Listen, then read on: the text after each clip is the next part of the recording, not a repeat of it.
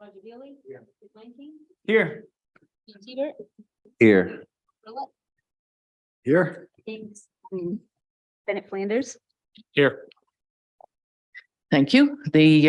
All of the members of the planning board are here tonight. It's nice to see all you folks. And I will resist any, I'm sorry. Yes, we are. We are missing Jen. But I'm still going to make a comment about, I'm not going to allude to anything about people wanting to come because of the air conditioning here in the building. I think let us simply begin, and I'm going to begin with Angela, who is going to be giving us some information about what's coming up in terms of the stream stormwater and ordinances. So I'm directed this way. I'm gonna move my mic. Yeah, I appreciate everybody coming early so we can kind of talk about, I have a few things to talk about, our stormwater ordinance changes. And I know this group used to hear probably on an annual basis, I'd go through our state and federal stormwater permits, requirements, and how that kind of ties into what the planning board does and some of the environmental requirements and that we kind of have to hold, and it has to be part of our ordinances. So this is, I'm going to have obviously only a half an hour, so I'm going to breeze through this really quickly and just say you can follow up with me at any time. I love to talk about stormwater. So I can definitely do that, but I want to get to the ordinance pieces that you guys will be voting or not voting on. You'll be having a public hearing at the beginning of your meeting to talk about some of the pieces. So I just want to give you a little bit of background. So what I'm going to talk about, as I mentioned, is our municipal stormwater permit. And we've recently had a few ordinances that went through council that are related to some environmental and stormwater components. And then by creating some ordinances, it impacts some of our existing land use or land development ordinances. So I kind of want to walk through what each of those mean. And then there's also on the horizon a few new ordinance changes that some committees are talking about and wanting to implement related to the land development ordinances we have in town. So as quickly as I can, we have a federal permit, which comes out of the Clean Water Act through EPA. It's administered through our main DEP. It is called an MS4 permit. It stands for Municipal Separate Storm Sewer System. It is really, the regulated communities are within those dense, more developed areas of Maine. There are 30 of us municipalities that are regulated through this program. And what you're looking at on the screen is 14 communities, including Scarborough, that work together to do certain components of that permit. Part of that I'll talk to as we go through a little more. This permit, as I said, is stems from the Clean Water Act. It's EPA sets those standards, and it's on a 5-year permit cycle. So every 5 years we go through a process, which means new regulations come through every 5 years. The latest permit started on July 1 of 2022. So there are new standards that as I went through the budget process with council, we started talking about. With new requirements becomes new costs, which is a lot of things that happen that the state pretty much kind of pushes down on a local level, because we have probably more local knowledge as well as the ability to have a closer oversight for some of the regulations. I wanted to put this in because we do try to prioritize while we look at really the urbanized area as our focus for our stormwater permit. There are a few streams in town that have, I would say, a higher level, higher standard, and we're more hyper focused on. These are impaired streams. We do have 3 impaired streams in Scarborough. Red Brook and Phillips Brook, I think you guys are most familiar with. Phillips Brook is in the Dunstan area. Red Brook is more of the Payne Road kind of commercial area. And Long Creek is one that we have a very small sliver of. And I think in the Scarborough portion, it's probably off Running Hill Road. And also a small piece of Payne Road where it hits the South Portland line. So we do partner a lot with South Portland when we do Red Brook, but also Long Creek has a board that I am part of. That board, Scarborough has a few seats on that. Each municipality has a seat at that table, and that's a very high standard and regulations around that. The other two that I just wanted to highlight also are, we have 2 threatened streams, and that's a specific designation by DEP. These are areas that they see as a threat from development that either they're seeing coming, or they're just seeing the zoning has the ability to do that. And also they're hyper-focused a little bit on the turnpike interchanges. So that's where Millbrook and Willowdale come in. That's really the exit 42 is why that piece has come in, that goes through, actually both branches come through the downs and intersects and ends up in the marsh. So those are also ones you'll hear staff in our comments when a project comes through. We'd like to point that out, because those are ones that have not reached the impaired designation. And there is hope to be proactive and try to keep those off the list. And so that's why we like to keep you guys aware of what you're looking at and what watershed you're looking at. So our federal permit has 6 pieces to it. And I'm not going to go through all of them, but there are 2 that are specifically, or I think are specifically really connected to planning and the planning board. And that is the construction site stormwater runoff controls and the post-construction stormwater management.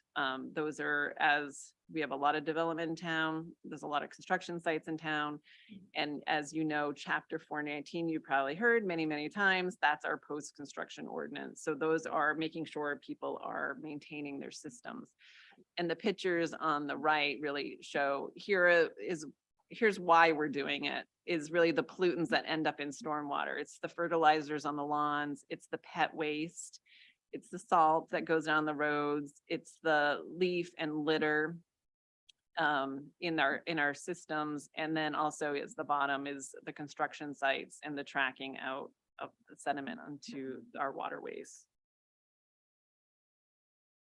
So as I said, with the new permit that started last year, there comes new requirements. So essentially the overview is this new permit talks to greater local enforcement, more oversight to these development activities, and then a higher standard for design. And that's again where this board comes in. You'll see some ordinance changes heading that direction. And then a higher level of reporting to DEP, which is a lot of time and effort that staff puts in. And it's a team effort, I would say, while engineering kind of heads that effort, planning department, public works, police, fire, there's many departments that all key into that. So I'm going to highlight the 2, as I mentioned, that components of our permit that this board is really key in administering, and starting with the construction site runoff control. And this is about ensuring that, as I said, any material on the site stays on the site, and how that works in not only private property, but public property, and making sure it's not impacting our water resources.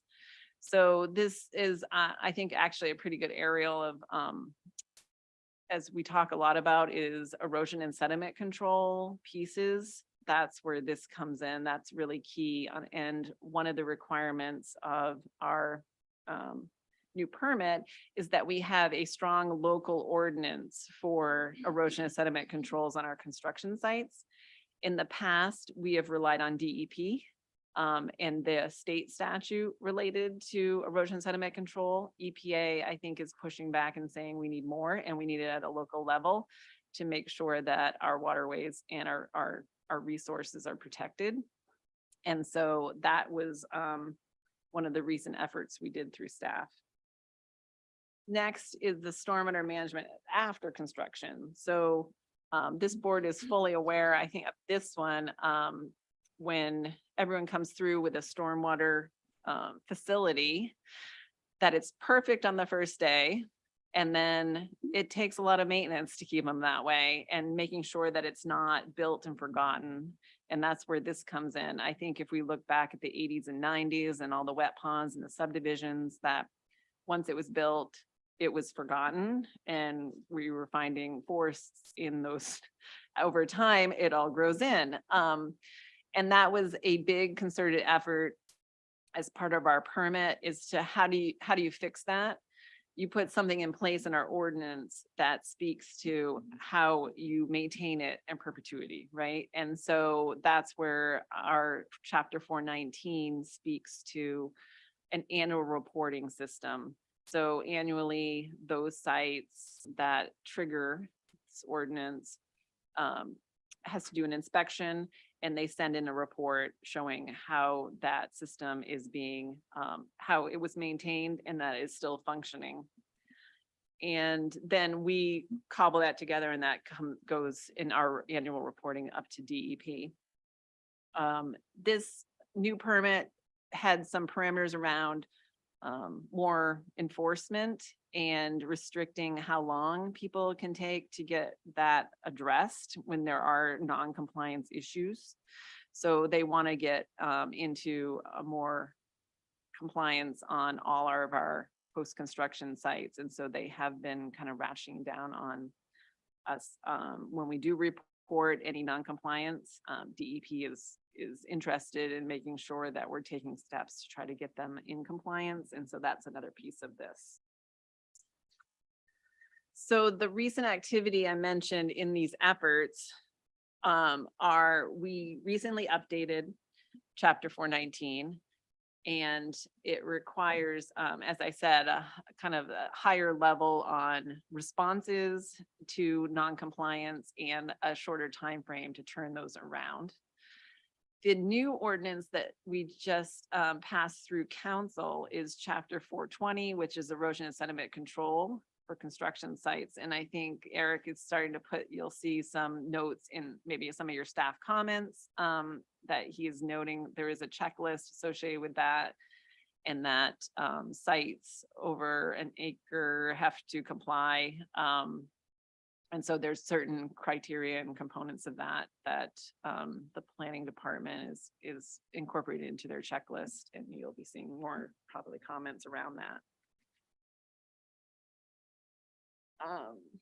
By updating chapter 419 and creating the new erosion and sediment control ordinance, those are standalone ordinances, but they are woven into many of the land development ordinances we have in town, including this list here are all ones that we're looking at. Well, 419 and 420 are on here, but the others are all now going to be referencing the 419 and 420 components we're talking about, because they're 420 being new. And also there are some tweaks associated with that, is maybe, I guess I would call it a little bit of clarification. So now that we're defining things better in 419, and now we have definitions or a clearer picture on what we should do with erosion and sediment control, that impacts some of the language that was in our site plan ordinance, for instance, or subdivision ordinance. And just so that they now complement each other and there's no conflict. So that's where we're looking at updating all of these because they all touch on the land development pieces.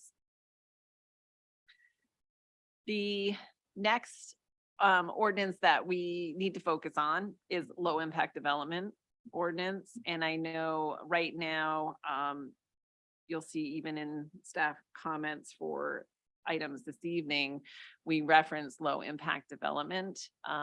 That is something currently that is in our ordinance as we are encouraging low impact development. That is something that was specifically part of our permit to include that language.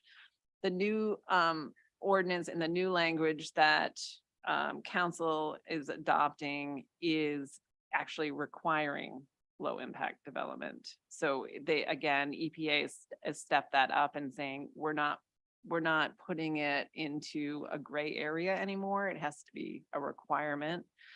So you'll start to see more of this kind of terminology coming from staff comments regarding, preserving these resources and defining which parts of the sites are suitable for development, and then also the stormwater measures as far as decreasing impervious area and things like that. We do have in our permit, the deadline is July 1st of 2024, which seems far away, but when we're talking about creating a new ordinance, that's actually a pretty aggressive timeline. So staff has a model ordinance that we've started. It is at a point where we'll be taking it through long-range planning and some other committees to vet. So it would be coming through council or ordinance committee and council. And so we've kind of tracked that on the schedule. So I think we're going to need probably every bit of that time frame when you include public process and public meetings around that. This, I think, is going to have a huge impact for developers and what they can and can't do on their property.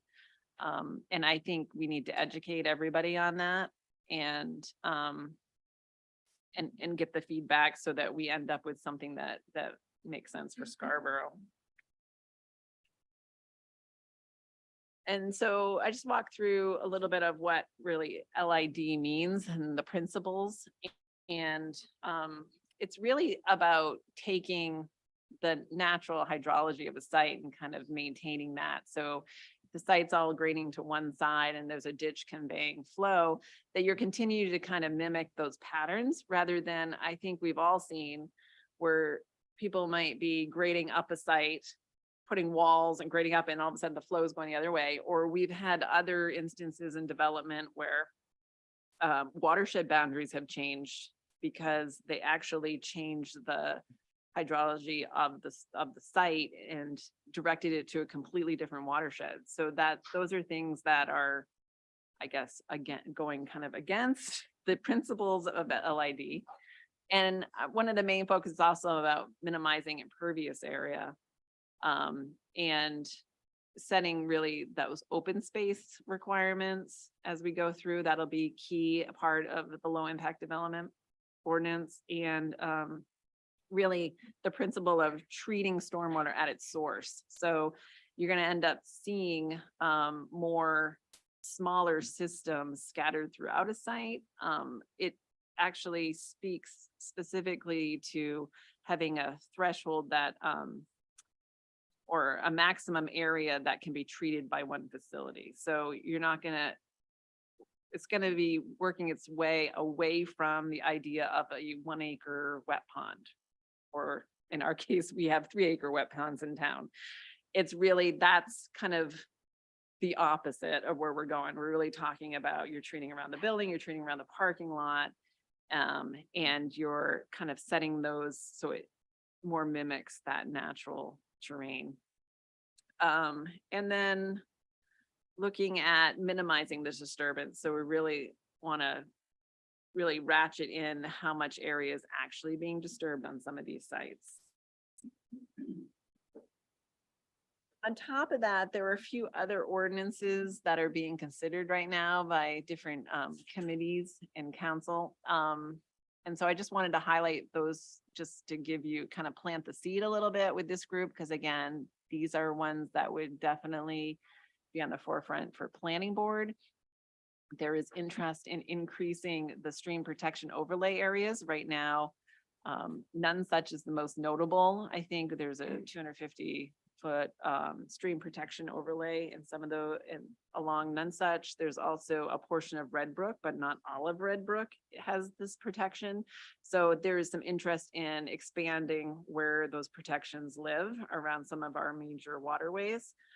And also the standard on what you can do in those areas and what you can't do in those areas. And I know recently this board has kind of dealt with the struggles on, okay, is this allowed or not allowed? And there's certain things that I think we want to tighten up, or some are interested, I would say, in tightening that up on what you can and can't do in these areas adjacent to our natural resources that we're trying to protect. And that goes also into not only with streams, but wetlands. Wetland and floodplains are essential in keeping for flooding and all kinds of other reasons, for water quality, water quantity, and protecting those wetlands. And obviously with Scarborough, every development I think we've seen has wetland impacts. And it's about trying to keep some protection around those wetlands. So that's what I have. And I would love to hear any feedback or questions. And So I would just suggest if folks have a question, raise your hand. Jen, saw your hand first. I have a couple of questions. One, I think down the road, or as we sort of all move along this process, it might be helpful for this board, others please chime in if you don't think so, or if you do think so, but for us to understand, because when we approve projects here, a lot of times that's kind of the last close touch that we have to them. And I know that you and some other staff go on to for annual stormwater BMP maintenance or things like that. So my question is, I'm curious, it might be helpful for us to understand which types of stormwater features tend to be more successful, and which ones aren't more successful. Like you referred to wet ponds twice in kind of like a negative light. sorry. It's fine, but it's noted. So like we should be looking out for those kind of things, and obviously there's the process of staff comments that often helps identify when people maybe have a treatment that tends to not be so successful here. But it would just be great, I think, to have a sense for us what works well. And I guess I would say, I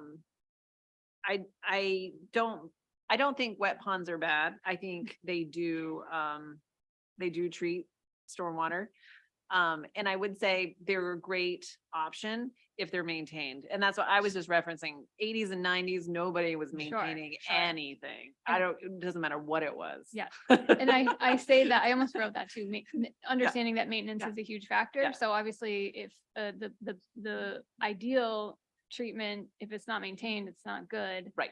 But you could have like a middle of, maybe it wouldn't be our first choice, but if someone's doing a great job maintaining it, then it's fulfilling its purpose. And I like to try to, I guess when we do, Autumn's really good about doing pre-apps with most developers now. And I think it is helpful to even talk through, because the developer doesn't know the difference between an underground soil filter and a gravel wetland. Yes. And for me, sometimes I try to chime in when they come up with more intricate designs to say, do you know what you're buying? Do you know the maintenance required of Yeah. that? That's a huge lift, because a lot of times developers or property owners don't know what's being said or what that means. They're just knowing they're getting approval from the planning board, right? And then the longevity from there is pretty dramatic at times, Yeah. right? So we try to, but you can only lead a horse to water. So that's where we're kind of at. And that's where staff does try to chime in with that as needed. The other one question and one point. I'm curious if over time the town will be referring to or adopting or perhaps developing, if you have all sorts of free time, a low impact development guidelines such that these developers could, because there are some that are going to be very familiar with these types of treatments and others for whom this is going to be completely new, I think. And so being able to say, hey, City of Philadelphia has a great low impact development guide, or the town of Scarborough is essentially adopting some other communities' guidance, because it's really good. every environment is a little bit different. So what works well in one place may not work as well here, but I know that there's a lot of really good examples out there. So hopefully we don't have to completely reinvent the wheel on that. And we are at 6:25. We will be starting the regular meeting at 6:30. Well, I just wanted to say, so the LID ordinance will include performance standards. So it'll Okay. say, this is kind of, to your point, some guidelines, some guidance, and then EPA also has some of that. Sure, yeah. Okay, that's all. All right, I think we're going to close the workshop because we do start our regular meeting in 5 minutes. But I would suspect Angela would appreciate calls to, especially if they're going to end up eliminating our confusion. So please feel free to call as we go into the public hearing portion of our meeting tonight. There are some changes that affect the stormwater and the ordinances. So you also have the opportunity to ask Angela about those as well. So let's adjourn right now, come back at 6:30 and start the regular meeting. Thank you.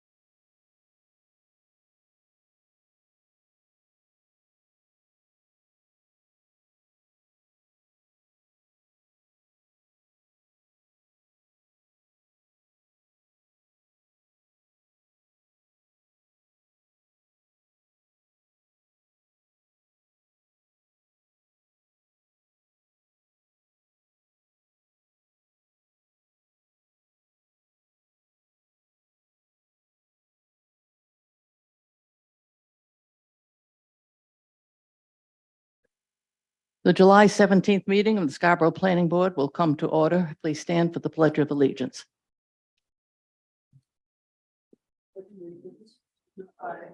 The United States of America and to the republic for which it stands, one nation, indivisible, with liberty and justice for all. Doreen, please call the roll. Rachel Hendrickson, Here. Rick King, Here. Roger Bailey, Here. Jennifer Ladd, Here. James Hebert, Here. Noah Perlet, Here. Bennett Flanders. Here. Thank you. Just as a reminder, as we head towards 8:30, I will call a brief recess at an appropriate place on the agenda. If we go past 10 o'clock, please be advised that we will not take up anything new after 10 o'clock. So if you are here and it's 5 minutes of 10 and we're still going on a topic or one of the applications, please understand that you're not going to be taken tonight and you will be taken at the next meeting. On the agenda now, the approval of the minutes of June 26th. Do I hear a motion? So move, Madam Chair. Is there a second? Second. Second, Roger Beely. Any changes, additions, emendations? Hearing none, please call the roll. Rick King, Yes. Jennifer Ladd, Yes. Roger Bailey, Yes. Rachel Hendrickson, Yes. James Hebert, Yes. Noah Perlet, Stand. We have our 5 so that our 2 alternates are not voting tonight. Thank you.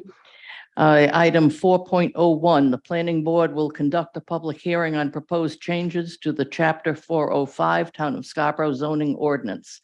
The proposed changes will update chapter 405 to be consistent and cross-reference recently adopted ordinance changes approved by town council.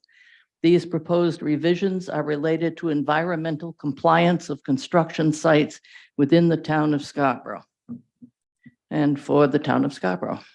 Thank you, Madam Chair. As we talked about earlier in our workshop, the chapter 405 is our zoning ordinance, and the changes that I have bulleted in the memo, I think you guys have in your packet from the ordinance committee, highlights 3 changes to that, where we are adding definitions. We're adding the language that requires low impact development and green infrastructure, and adding a reference to our new ordinance for erosion and sediment control. Thank you. This item is available for public comment. Is there any member of the public in the room or online that would like to comment? If you are going to be commenting at the podium, you have 3 minutes to make your comments. Please give your name and address. For those of you who are online, please use the raise hand function. If you can't find that on your computer, just kind of wave it on the screen and you will be called. Is there anybody who is going to step forward at this time? Do we have anyone online? Actually, let me add to that. Anyone online who cares to make a comment? No to both. All right, thank you. Board, comments from the board?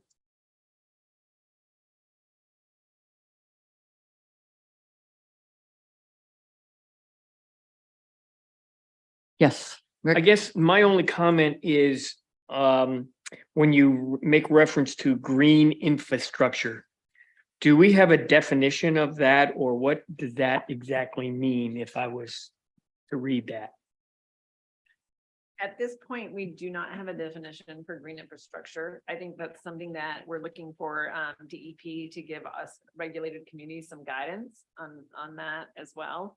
And so I would see more edits to come in the future Okay, around that. so there'll be guidance as I think a lot get will it. come out as we work through our low impact development ordinance, and then there'll be pieces of that that will, I think, inform some of these other gaps, to your point. Okay. Thank you, Madam Chair. Other members of the board, comments? All right, thank you. I do have a brief comment on the definition of impervious area. I appreciate actually having a full definition of what impervious means. Sometimes we're trying to figure out exactly, for instance, does a pervious paver count? And the answer is, it is still evidently impervious. So that certainly takes care of a confusion that I had in previous meetings. I appreciate all of the work that's going into this. I appreciate the technical detail as we go forward. It provides us with the sort of guidance the planning board needs in order to make its decisions. Thank you. I declare this hearing closed.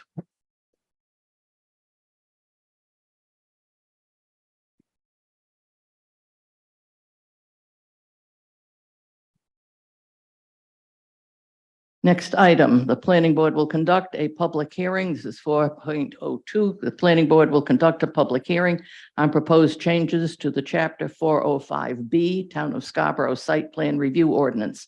The proposed changes will update chapter 405B to be consistent and cross-reference recently adopted ordinance changes approved by town council. These proposed revisions are related to environmental compliance of construction sites within the town of Scarborough. Angela? Thank you, Madam Chair. Yes, chapter 405B in a related for site plan review ordinance.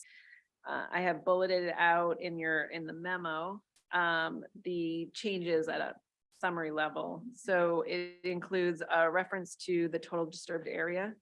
It references our updates for chapter 419, our new ordinance for erosion and sediment control.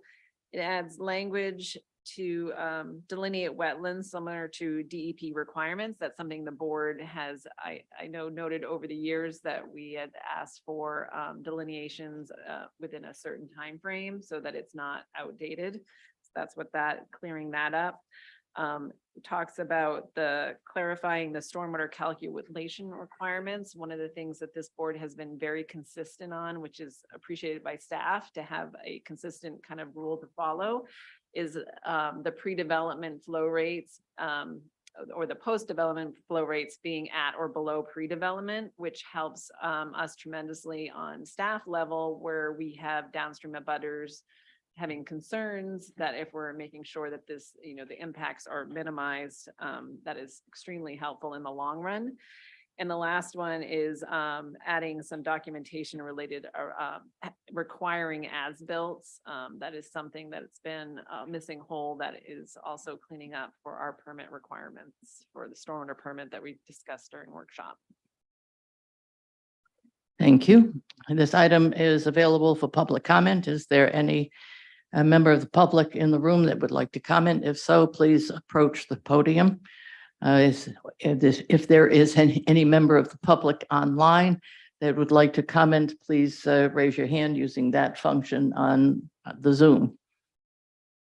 Is there anyone in the room? Is there anyone online? No, thank you. In that case, let's turn this over to the board. Does any member of the board care to make a comment on this? Madam Chair. Certainly. And the proposed changes under Roman numeral 3 and 4, the sections here talks about requirements set forth in the chapter 419. At the end of it, the sentence isn't quite proper, and I can't tell if it's trying to say that the entire section is not waivable or if only portions that are required by the main DEP and the EPA are not waivable. So either we need the word that somewhere in there or the word and at the end. I could spell it out more clearly, but it's a little unclear what it's trying to tell us is waivable or not. And it's the same language in both sections, so I just figured. Yeah, page 4 at the top. Page 4. Yeah. Under performance and design standards. Right. Yeah. In the red section, the last underlined bit there.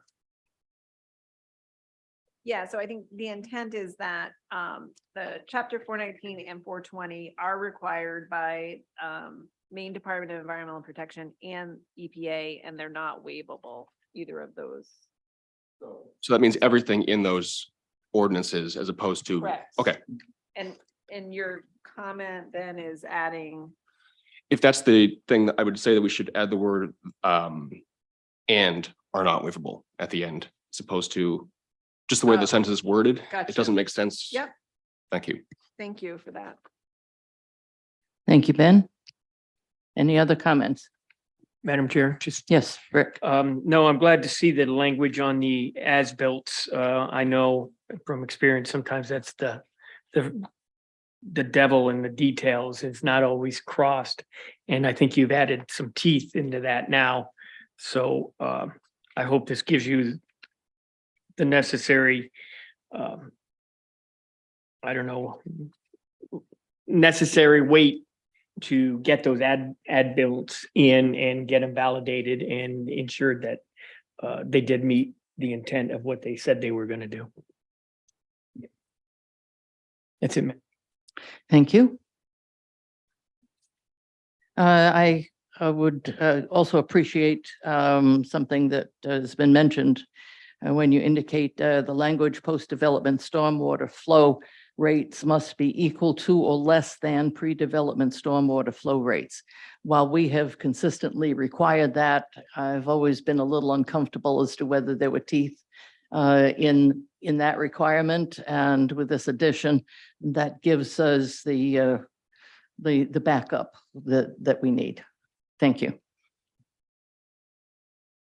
In that case, I declare this public hearing closed.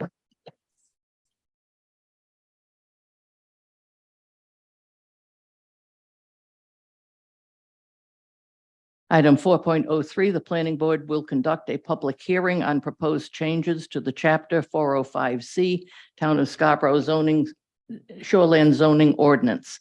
The proposed changes will update chapter 405C to be consistent and cross-reference recently adopted ordinance changes approved by the town council. These proposed revisions are related to environmental compliance of construction sites within the town of Scarborough. Angela? Thank you, Madam Chair. Yes, chapter 405C, the shoreline zoning ordinance is impacted based on those ordinance changes we talked about. And I've bulleted out 3 updates to this as an overview. It's really referencing back to all the things we talked about in our post-construction stormwater ordinance, as well as our new erosion and sediment control ordinance. In addition, it adds language requiring low impact development and green infrastructure. So that those are the components that are being updated. Thank you. This item is available for public comment. Is there any member of the public that would like to comment on it, either in the room or online?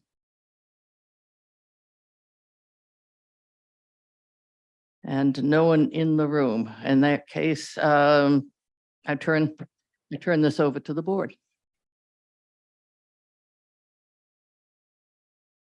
I have no comment, Madam Chair. I appreciate all the work done by staff putting all this stuff together. Thank you. The board is largely reticent this evening. That could be good. Thank you very much. I actually also have no comment here, but I certainly echo Jim's appreciation of the staff for all the work that's been done here. Thank you.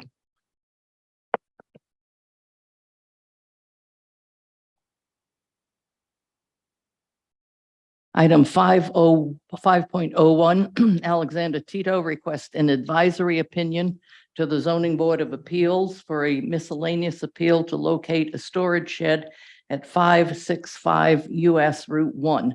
The property is further identified as Assessor's Map Lot U35, Lot 15 for the town.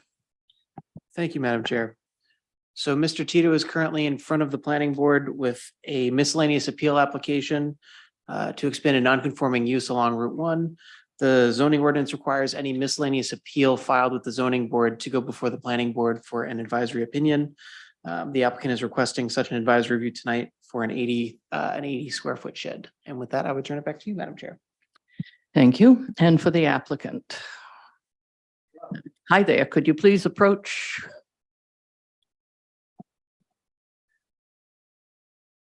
Thank you. And when you get up there, state your name and address. Sure. My name is Alex Tito. I live at 565 US Route 1 in Scarborough.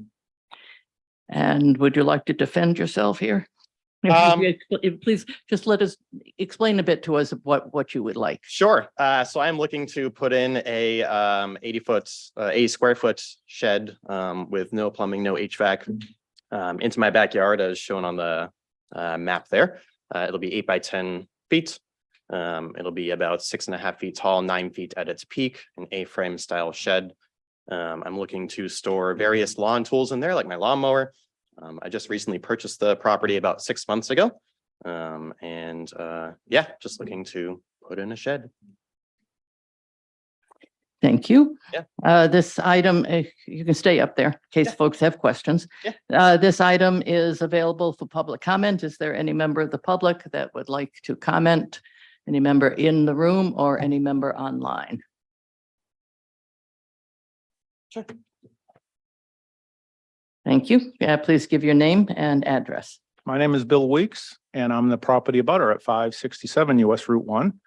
I formerly owned the property, the subject property that we're talking about tonight at 565.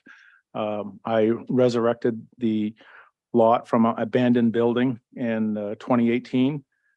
Sought a planning board opinion and a zoning board of appeals variance to put the structure back in kind with a non-conforming side setback. So at that time, we approached the board, both the planning and the zoning, in order to resume the non-conforming use. It had technically been abandoned, non-occupied for over a year. So that kicked in the miscellaneous appeal process to reinstate that dwelling unit in the TVC 3 zone. Everything went through favorably, both the opinion from the planning board and the variance setback. Now the current owner is obviously approaching the boards again to expand that miscellaneous appeal to add the non-conforming accessory use to their property, a shed. And I'd like to go on record as totally supporting the present property owner's presentation. And I'm looking forward to your positive opinion to the zoning board to give a positive impact. Thank you very much. Thank you. Is there anyone else in the room that would like to comment or anyone online?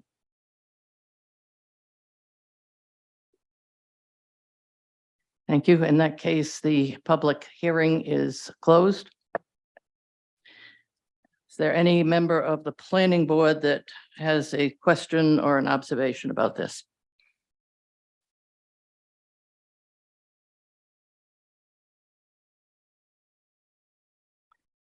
I have a quick question. That's okay. Sure. So can you tell us about the habitat around there? My only concern is about runoff issues, Sure. maybe sensitive wet areas that might be near there. Yeah, so there is kind of in the back left of the image there, or rather the back left of the property, if you're I guess, a little bit north of the top edge there. There is marshlands there. However, it is beyond the designated distance that it needs to be. I forget the exact distance off the top of my head. I have it in my, I'm sorry? Setback, yes, but beyond that, it's the beyond that necessary setback to be from the marshland there.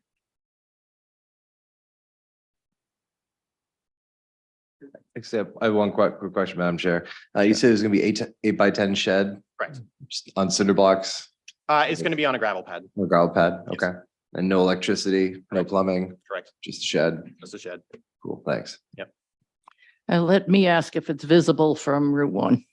It may be slightly visible, but it will be set back fairly far.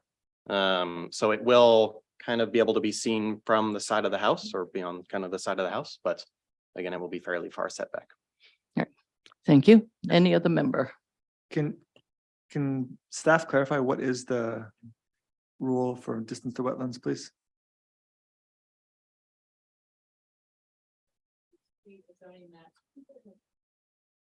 actually have any benefits on this property. I can find this in the shoreline. The resource protection zone. I put it in here, but I don't think much they think about it. And if I may, it looks like, I was just double checking my application. It looks like the requirement is at least 75 feet from that marshland, and this will be between 75 and 250 feet of that marshland.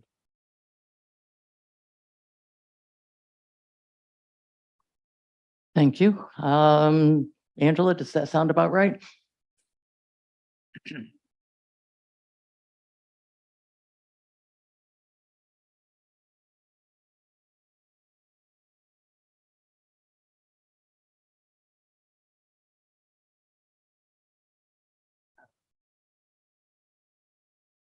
Okay, the tech guy is waving his hand. I think, Angela, you're not being picked up. I just turned on the mic. Sorry about that. She's not as loud without a mic as I am. Tisk, tisk, tisk. Okay, I have a lot of random things on my screen that good you're not seeing. Well, it's like, I'm trying to see the site, so it's 565. The skinny one. Yeah, the skinny one here. And so as you can see behind it, this is Phillips Brook, or Parrot Street. But I can tell you the distance. So that's where it gets back to, I know this board has talked about measuring for streams, the 75-foot or 100-foot is what Inland Fisheries and Wildlife would like to see, but I believe this is well beyond that.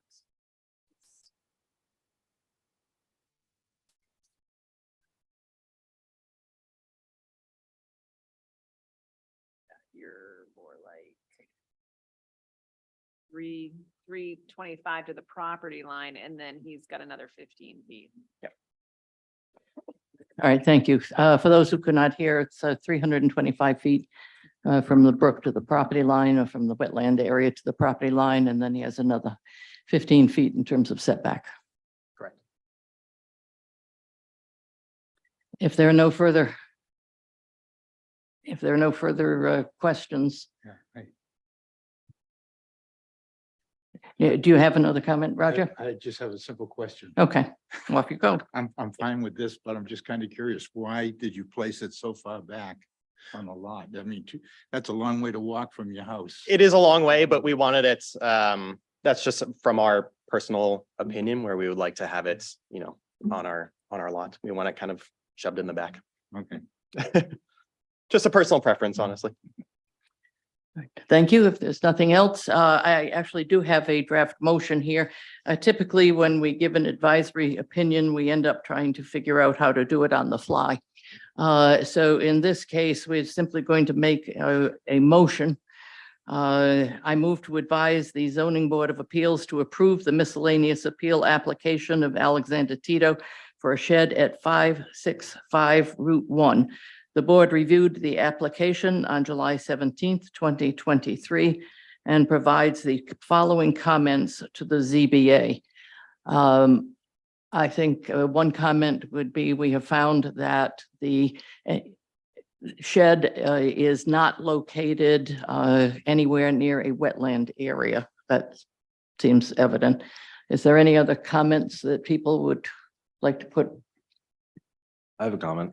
I'd like to Certainly. note that, second, yes. Was that a second or a request for comment? That's a request for a comment, and then we can actually get a second on the motion. Sorry about that. We can just go to the second. No, if there's another thing that you would like to add to this motion. Yes, I'd just like to add that allowing this will be a similar use as the other homes of similar size and style in that area. That is one thing that the ZBA likes to look for. So that'd be one added finding that we can include there to help give the direction. All right, and as somebody, Mr. Hebert, who's been on the zoning board, I'm convinced that you know whereof you speak in terms of the similarities of that house and the sheds to other houses in a similar area. So thank you very much. That is, so we would be forwarding this with two comments. Is there a second to that motion? I'll second. Seconded by Mr. Hebert. Please call the roll, Doreen. James Hebert, Yes. Rachel Hendrickson. Yes. Roger Bailey, Yes. Jennifer Ladd, Yes. and Rick Blanking. Yes. Thank you very much. Motion passes. Thank you very much, everyone.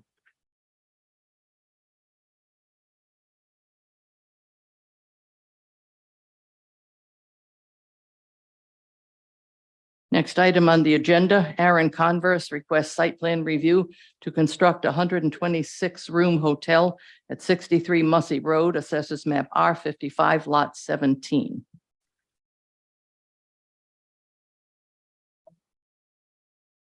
No, you're not. Mr. Hebert is a full voting member. You are an alternate.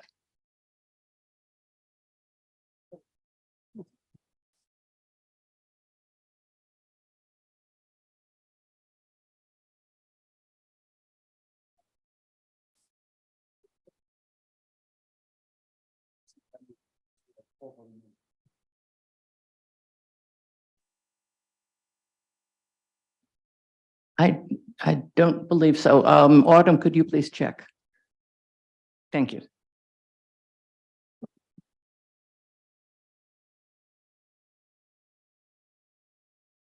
Good evening, Steve Calcerinos with. No, Oh, could you please wait? We need Sure. to, we Sorry need about to know that. who's going to be voting at this meeting. Sorry about that.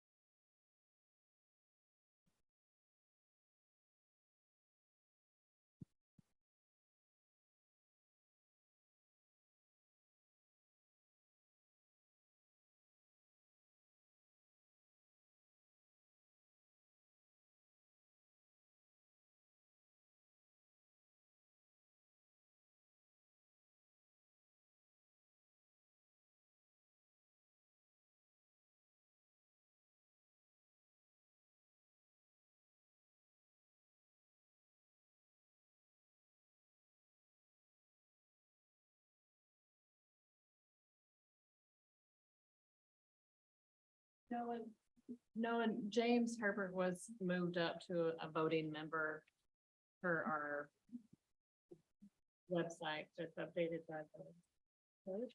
I'm trying to find the date for it. I'll continue to look for it and then give it to you. I apologize.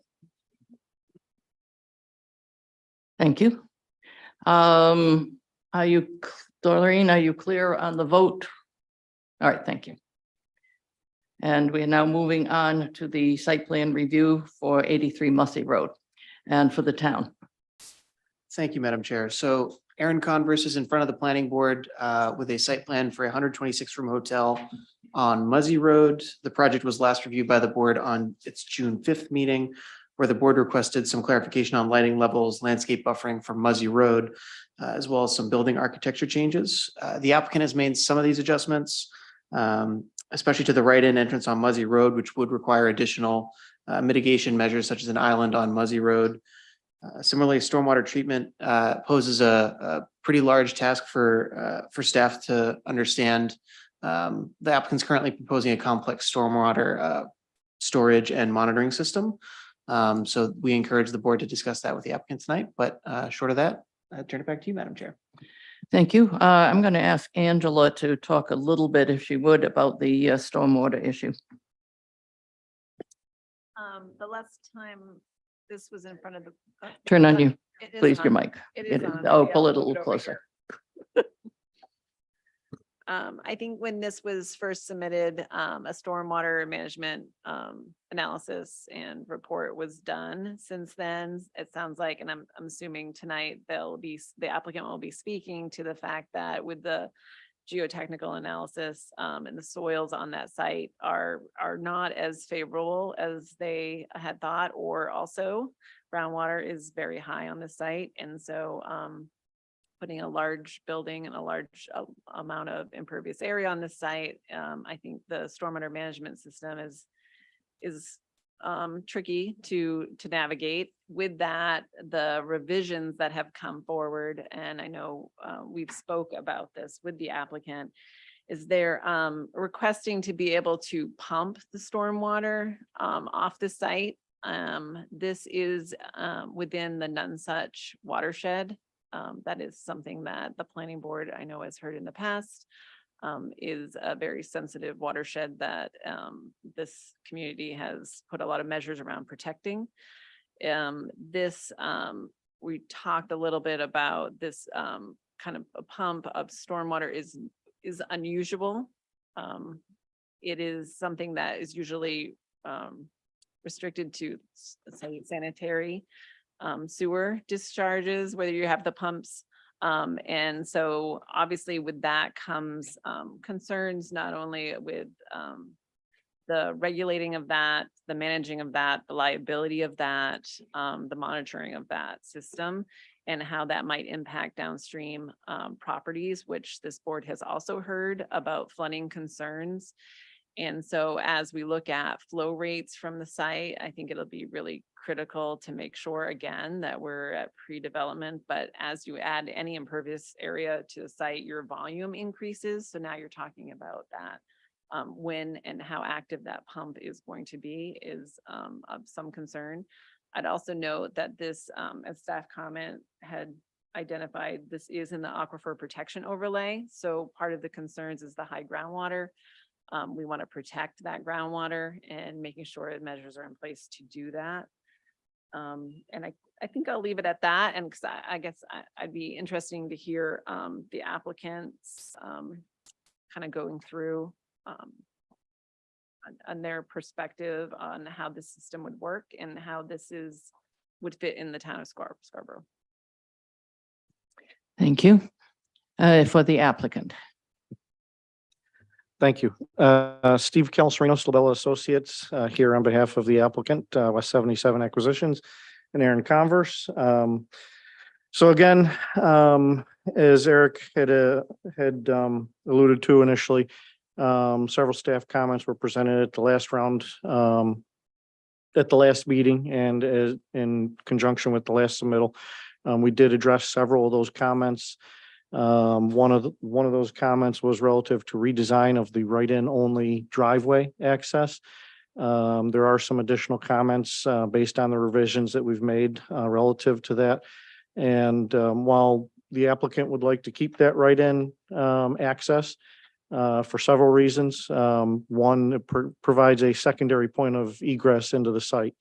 Even though it may be one way in, again, it's another way to get into the site, whether it's for emergency purposes or just general purposes and traffic flow management. But if there are certain measures that are going to be required to mitigate concerns over a left turn in off of Muzzy Road, those costs may be prohibitive, and they can certainly do without that driveway. So we are considering doing away with that driveway if it becomes necessary. That would also, again, help with stormwater because that does account for a certain amount of impervious surface on the site. So that would certainly reduce the impervious area if we did eliminate that driveway. An easement has been shown to the abutting property to the east. That provides access to the existing signalized intersection for this property. An easement map has been generated. Descriptions are in place that the applicant has had a surveyor generate, and they're working on securing those easements with the abutting property owner. But every indication is that he intends to grant those easements, and it would be full access easement as well as allowing for parking to be within that easement as well. There is an existing easement to the west. That is the apartment site. That was there previously to this project coming before the board. That was an access and parking easement, as we understand, trying to secure those easements, that language, so that we can provide to the board, provide that verification that does allow driveway and parking to be within that area. But again, if we do eliminate the driveway, we may reconfigure the parking and it may take everything out of that easement. So it may not really matter. But that'll be something that we move forward with if the project moves forward. Relative to site lighting, we did update the site lighting. I think there were some concerns that there were a couple small areas where there was spillover onto adjacent properties. We did resolve that. There was an additional concern relative to lighting at the entrance. I don't believe we had the wall pack information from the architectural. But we are confident that there is adequate lighting that's being provided by the building lighting at the main entrance in addition to any site lighting. So we'll certainly resolve that discrepancy and get a lighting plan, photometric plan that's comprehensive and includes all the building lighting as well. So that we can provide accurate lighting levels, not only in the site, but around the immediate vicinity of the building. With respect to stormwater, so when we originally came before the board with our original design, we raised the site anywhere from 2 to, I believe, 6 or 7 feet. That provided the ability to accommodate a subsurface storage system for stormwater management on the site, which a traditional subsurface storage system.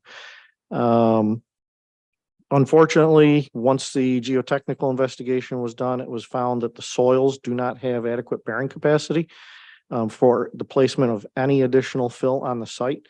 If that were the case, there is significant concern over long-term settlement, and it's not just settlement that's going to occur as soon as you load the site and you put that fill in there. It's settlement that's going to occur over time, 2, 5, 10 years. So you would have settlement after settlement after settlement. It would be something that would continue if you placed a significant amount of fill on the site. So that required us to essentially eliminate any additional fill on the site. So where we are proposing parking areas, we would basically excavate below existing grade to accommodate that parking section and essentially match whatever the existing grade is on the site with our finished grades. The only area that we're not doing that is within the building, and the building is going to be on piles. There really is no way around that. So they are providing significant structural investment in the building itself and that footprint so that it can be adequately supported. But to do that over the entire site would again be cost prohibitive. So that's why we're looking at eliminating any additional elevation change on site and additional fill. And that's at the recommendation of the geotechnical engineer. And as was alluded to, groundwater is relatively shallow, within 2 feet of the existing grade. So if we're at existing ground surface and we're looking at providing low impact development measures or techniques to really manage and address stormwater, we really don't get the full benefit of that because we don't have that soil medium for any surface runoff to pass through to get kind of cleansed before going into the aquifer. So for the stormwater storage system, we are still providing a chamber system subsurface, but we are proposing, I believe in our last submittal, that could be or would be enveloped in a liner.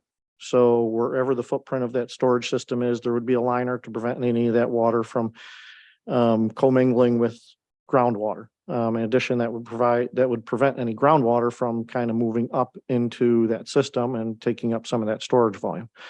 Runoff would be collected into a series of catch basins on the site. It would go into the storage chamber system, and it would be controlled out of that storage chamber system through what's called a jellyfish unit.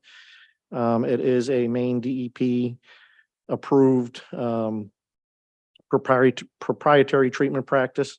Those units can typically take a very low volume of flow or low flow rate, and they treat it as it passes through the unit, and then it's discharged. That is what we're proposing to have a pumped discharge for, is that stormwater treatment unit. And that's really to address the first flush, the initial water quality, runoff volume and rate. And that's limited based on our design to, I think, 2 CFS total. That's the peak discharge that would ever come out of that pumped system. The remainder of the system would actually back up into the storage chambers, surcharge out the catch basins, and then surcharge out the catch basins on top of the pavement and out to a grassed swale that runs along the west side of the property, and then out to the existing point of discharge. So the only portion of that system that's being pumped is really that initial water quality volume. And again, we have designed it to be limited to 2 cubic feet per second. The rest of it would be stored and then surcharge and then discharge. So even though we may be treating that water quality volume with the jellyfish unit, that will continue to operate for any storm event and through whatever storm event occurs. So we're actually providing some additional treatment above and beyond the 1 or 2 year storm, because that will still receive runoff from the storage system, the subsurface storage system. So I don't know if I've explained it, made it any easier, or made it a lot more confusing, but kind of tried to give it as basic a rundown as I can. But really, it's a matter of not being able to place any additional fill on the site, because if we do have long-term settlement, we're worried about all the connections between all the stormwater structures, between all the sanitary infrastructure, any of the infrastructure that's in the ground. If long-term settlement occurs, we're always going to have concerns over, the safety and integrity of any of those joints in those systems. And that's something we're trying to avoid. Thank you. I suspect the board will have some questions, but this is an item that is available for public comment. Is there any member of the public that would like to comment? Is there anyone online? All right, thank you. Public comment period is over, and I'm going to turn this over to the board. I think I will start with Rick Meinking. Well, my comments go back to Angela's concerns, and I'm not sure I fully understand if your concerns are being met based on what the applicant is trying to do here. My guess is that it's not. And that's not going to sit well with me, at least if we can't come to some sort of compromise here on how this stormwater discharge is going to be handled. So at this point, Madam Chair, I don't know what to do. I feel like we're not there yet with this. And there needs to be further conversations between the applicant and staff in order for us to, or at least for me to get comfortable in the direction they want to go. For Rick, for your information and the information of the applicant, we do not have a draft motion.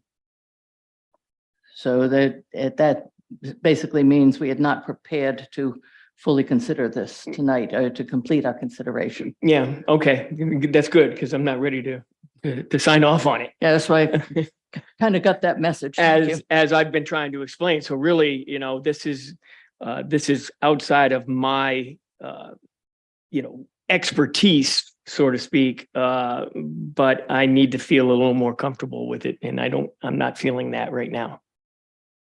If I may, just to address one of the, I think, points of concern. Yes, please, go ahead. As it was mentioned, this isn't a normal situation or system for dealing with stormwater. Yes, it's normal for dealing with wastewater. There's pump stations all over the place. And a lot of times those are public infrastructure. This would be something that would be private. It would be very similar to a wastewater pump station. It would be a duplex pump station. So there would be 2 pumps. They would either operate, they would alternate in operation, or one would come on for lower flows and the second one could kick on to increase the flow rate, the discharge. But it would be private. And, I've had discussions with the applicant and indicated, they may need to provide some additional reassurances to the town if this is something that moves forward, whether that's a bond, whether that's a security or a guarantee, some sort of maintenance agreement. They're certainly aware of that, and they're certainly open to doing that. So it's not something that would be a shock to them. But that is things that we have discussed, and those are things that we would need to certainly work out with the board, and whatever the board or the town's requirements would be, we would certainly entertain those and certainly be willing to most likely meet those.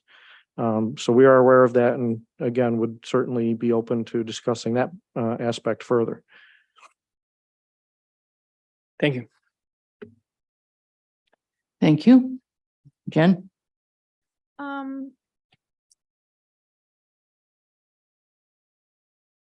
So I think it's clear that staff continues to have some concern and you'll probably, as you've heard, and probably will continue to hear the board, because this is not a typical stormwater treatment. This is new for us too. There's a certain level of unsureness here, but one question that I have actually,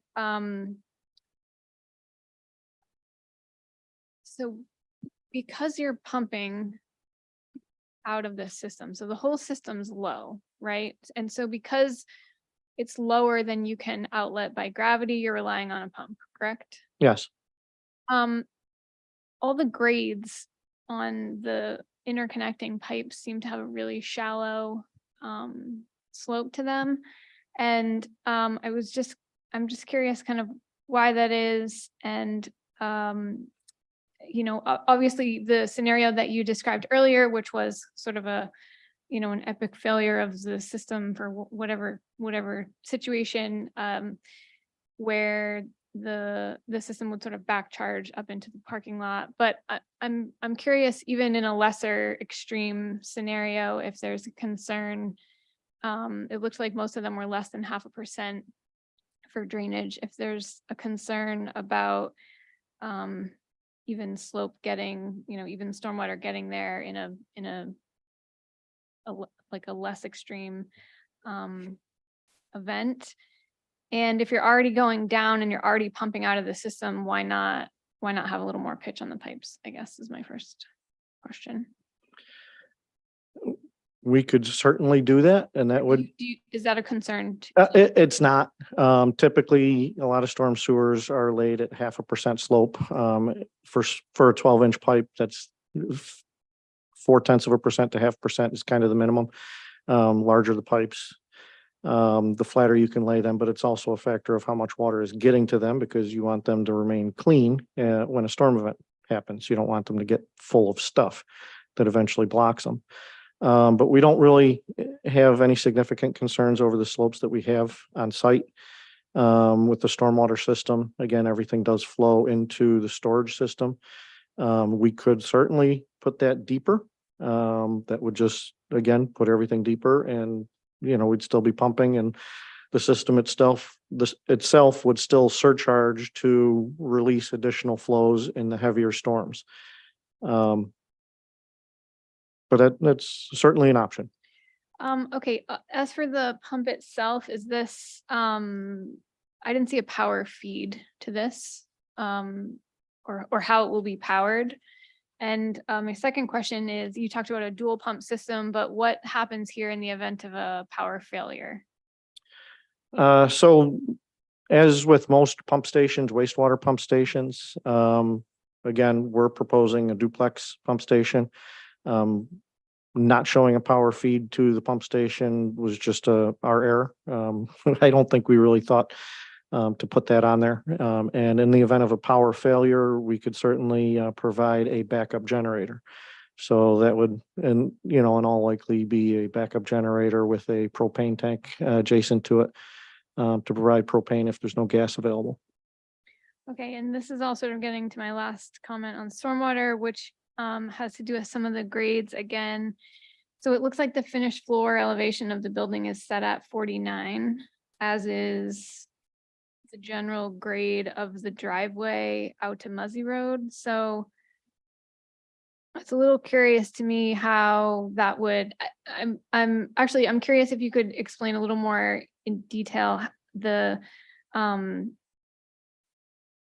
scenario that you were explaining about alternate drainage here, because it doesn't seem to me grade wise like that water would be flowing back out the driveway just due to before it floods the building. That's the punchline. So the building itself is set, the finished floor of the building is set at about what the existing grade is in that location of the site, which I believe is 49, which is about where the existing house is that's on that property.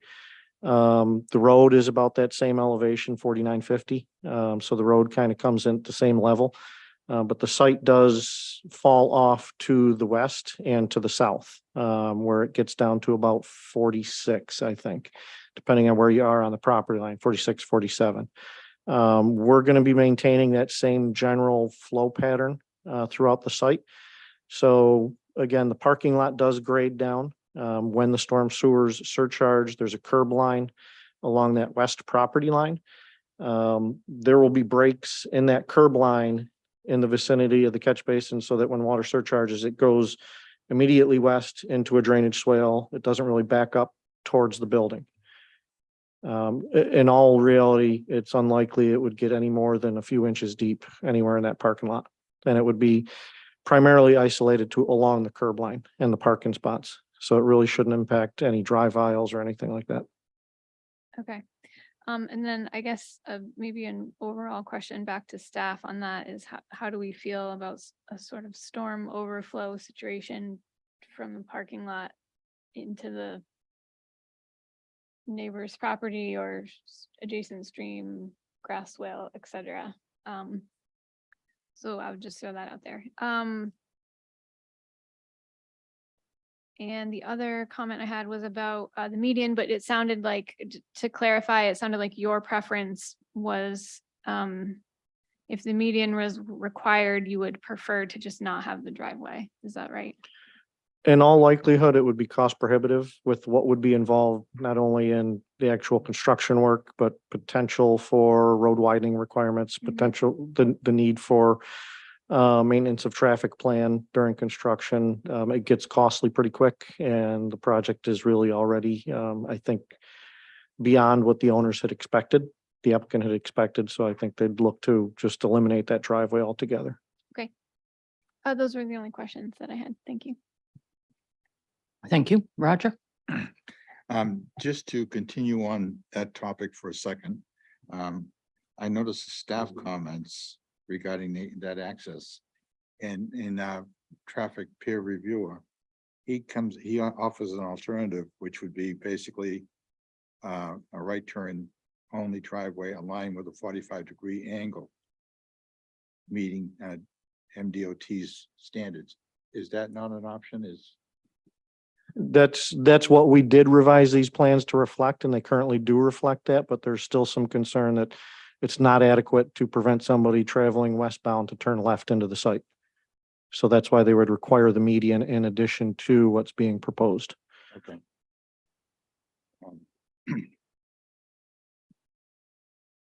I can understand the additional cost associated with a median on Muzzy Road.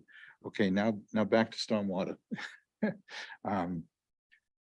I have a question for Angela. Not to put you on the spot, but have you heard anything from the applicant that raises any immediate concerns that you might have or questions or? What they have laid out was what we had discussed with them, what they said they were going to propose, and really try to get feedback from the board, because they've already heard the same concerns that I started with. So there's been nothing new presented, I guess, from staff. So staff comments are based on this proposal. We've never had a situation like this in town, have we? That you can think of? There is an instance, I believe Sam's Club had some complicated stormwater system that we have, I guess I don't want to tattletale on others down that have been problematic, let's say, that we don't really want to duplicate. Sure, okay. Not a normal practice. Because it's not a normal practice. But it is an acceptable, No.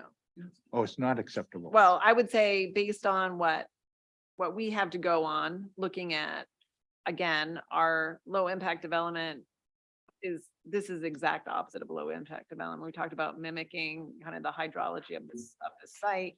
When you start pumping it, that's in a direct conflict, I would say, with that. And not only current ordinance, but now we're actually, what you guys just had for a public hearing was required LID. So that's kind of, we're actually saying we want to go the other direction in town. And I think that's where it will be in front of council on Wednesday. So if they can't do what they propose to do, from an engineering point of view, is it, can it be done the way they want to do it? I know it may not be Yeah. what the town wants to have done, but can they do it? Is it? It can be done. And then Okay. that's what we talk about. Do you want, to start looking at this kind of, like I said, it's more of like typical for wastewater system. This is,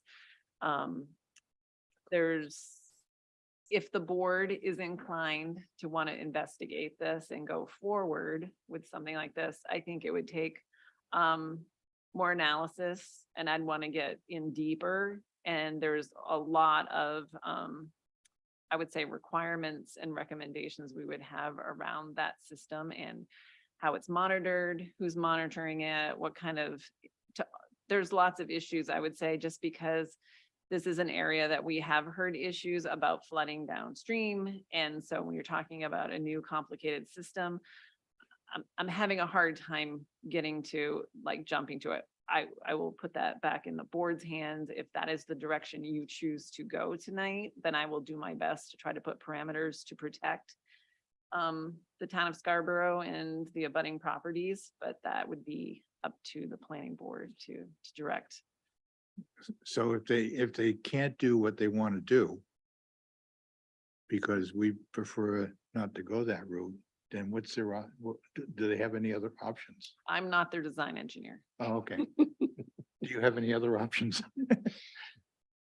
We don't feel that we could adequately address low impact development criteria based on the site constraints. Again, that's the inability to add fill.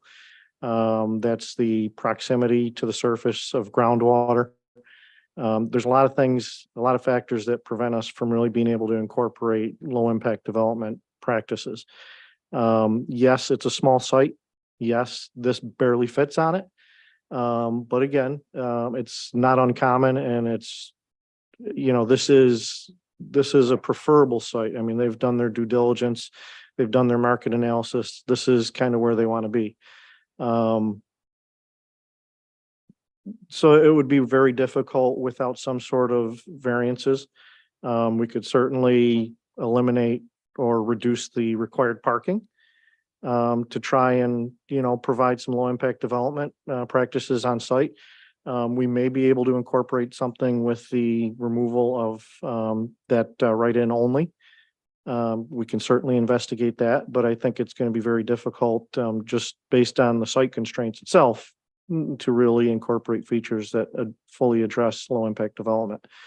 But we can certainly look at it, but really we'd prefer to keep the parking that we have, because not only would it be a detriment to the town if they get full occupancy and they don't have enough parking, you got people parking elsewhere or looking to park elsewhere. It would be a detriment to both the town, the highway network, and the owners.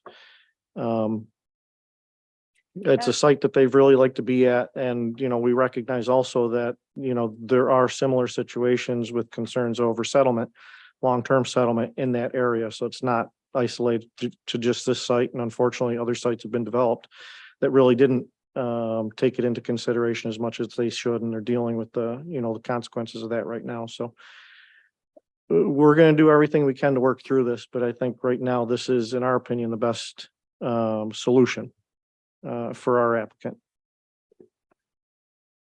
No. I guess if it helps at all, we do have instances in the recent past where we have had similar situations with development sites in aquifer protection overlay areas that had this high groundwater, that had the flat slopes, that were able to develop. So it's not saying this property is undevelopable, it is saying it can be developed.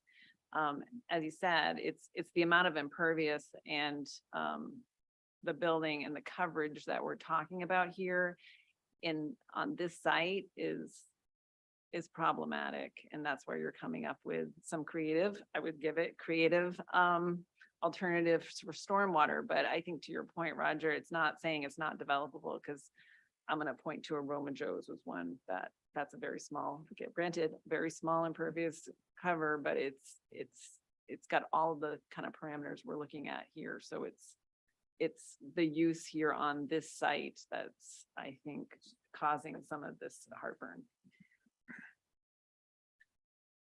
Well, I'm all done. Thank you. James. Thank you, Madam Chair. I guess I guess I'll have more board comments, so addressing to board members at this point. But I do have some questions for you in just a moment. I guess for me, medians, when we're talking about medians on Muzzy Road, a road that's already busy, it gives me great pause and concern, because that is a prime, I mean, it is a very desirable location for this facility. It's one of the main drags from Scarborough, at least this region, to get to South Portland, 295. So for me, traffic is, yes, locally, this seems to work right here, but trying to see how this flows and with everything else that goes on there. Yes, we have a traffic study that tells us how many cars will go by in a certain day, but just the general flow of how busy that stretch already is, and predictably will get even more as time goes. I think we should be very careful about a site that's taking up this much space on there, with just the concerns, not only on the traffic, but also on the stormwater issue. I guess one thing I would like to see from the client with regard to the stormwater, you had mentioned that if there were, I'd like to see what is the calculated benefit to the stormwater drainage on this site by removing that driveway. Like what is that? Is it fractional? Is it small? Is it really impactful? I'd like to see probably some more geotech done on this site. I know that's an added cost, but really understanding what's underneath there.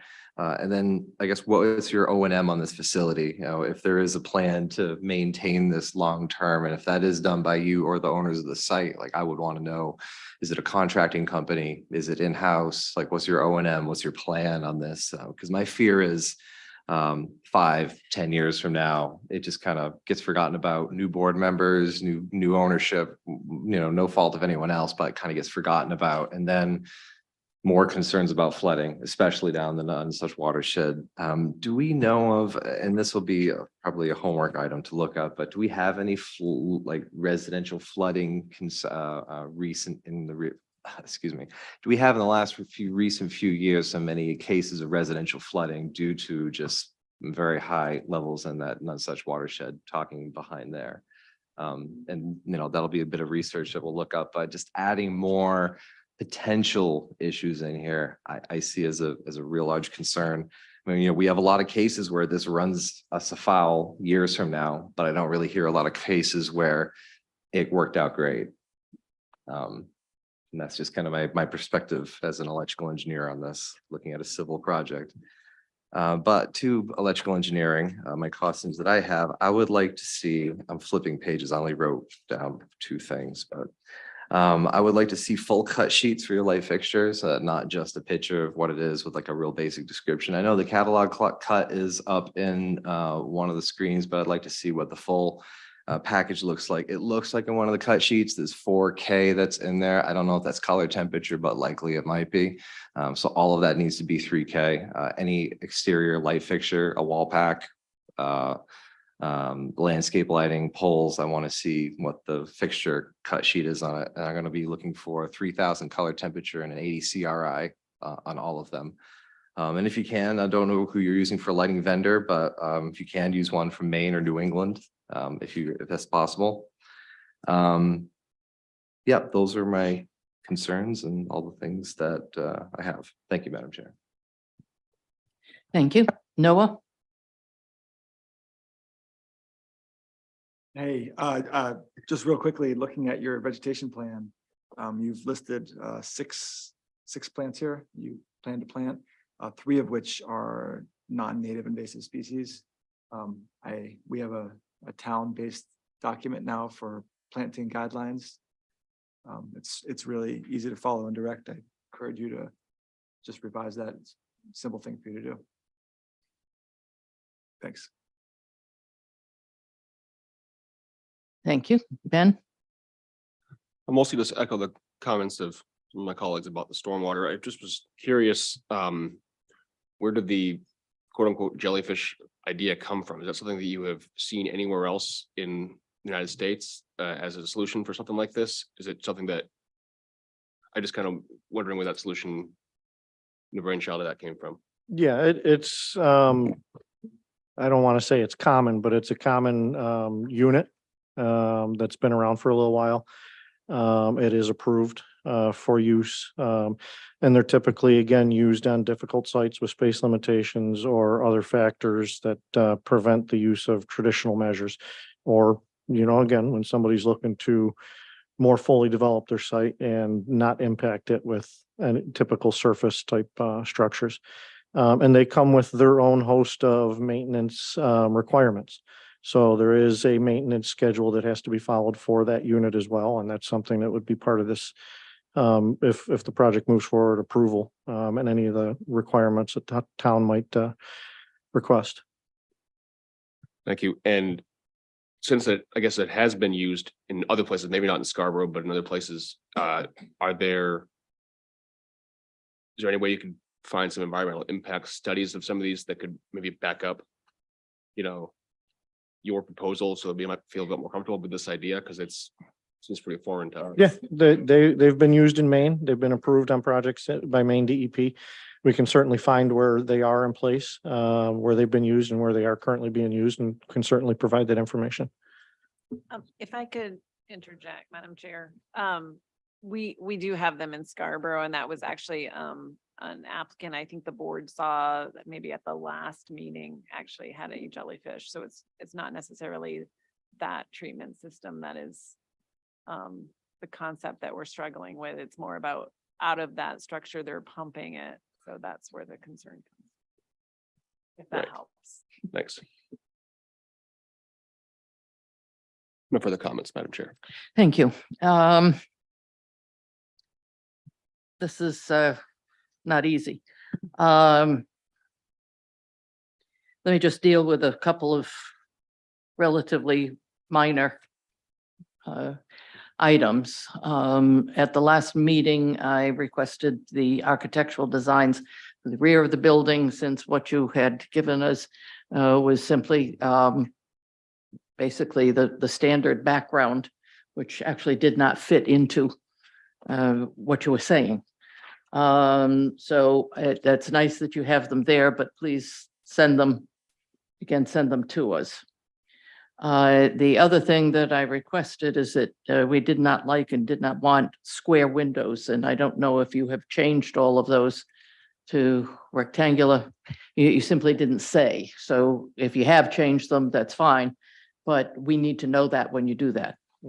I think I think removing that driveway, as I look at it, does provide some options for additional landscaping, additional grasses, trees, some plantings. As I look at it, that would at least begin to do some mitigation on the stormwater. I would like you to take a look at all of the other items that the staff has indicated are issues. According to this, the main DEP stormwater permit is required. Is that coming? That's something we were kind of looking to get more input from the board relative to our stormwater design concept before we actually submit that application. We have reached out to the DEP. We have indicated to them that this is our intended design and practice. They didn't indicate any concerns or objections, but they didn't necessarily say, jump up and down for it. So, but we do want to have our direction on the design, whether or not this is going to be something that's approvable by the town. And if it is, we're certainly going to submit that application. But we have been coordinating with the DEP thus far in our process. And we will have to see that permit. I don't like the concept of the focused discharge, I guess I would call it. It's heading towards the Nonsuch, and I remember other applications that have come before us with issues around stormwater discharge into areas close to the Nonsuch. I know that there are other areas along Mussey Road, a little closer to Eight Corners, where there has been flooding in the past in people's basements because of the changing hydrology caused by the buildings at the Gallery of Shops. I think some of the issues connected to the site can be actually laid at the feet of the large amount of impervious pavement at the gallery. It is a problem. If I were asked to vote on this right now, I would vote no.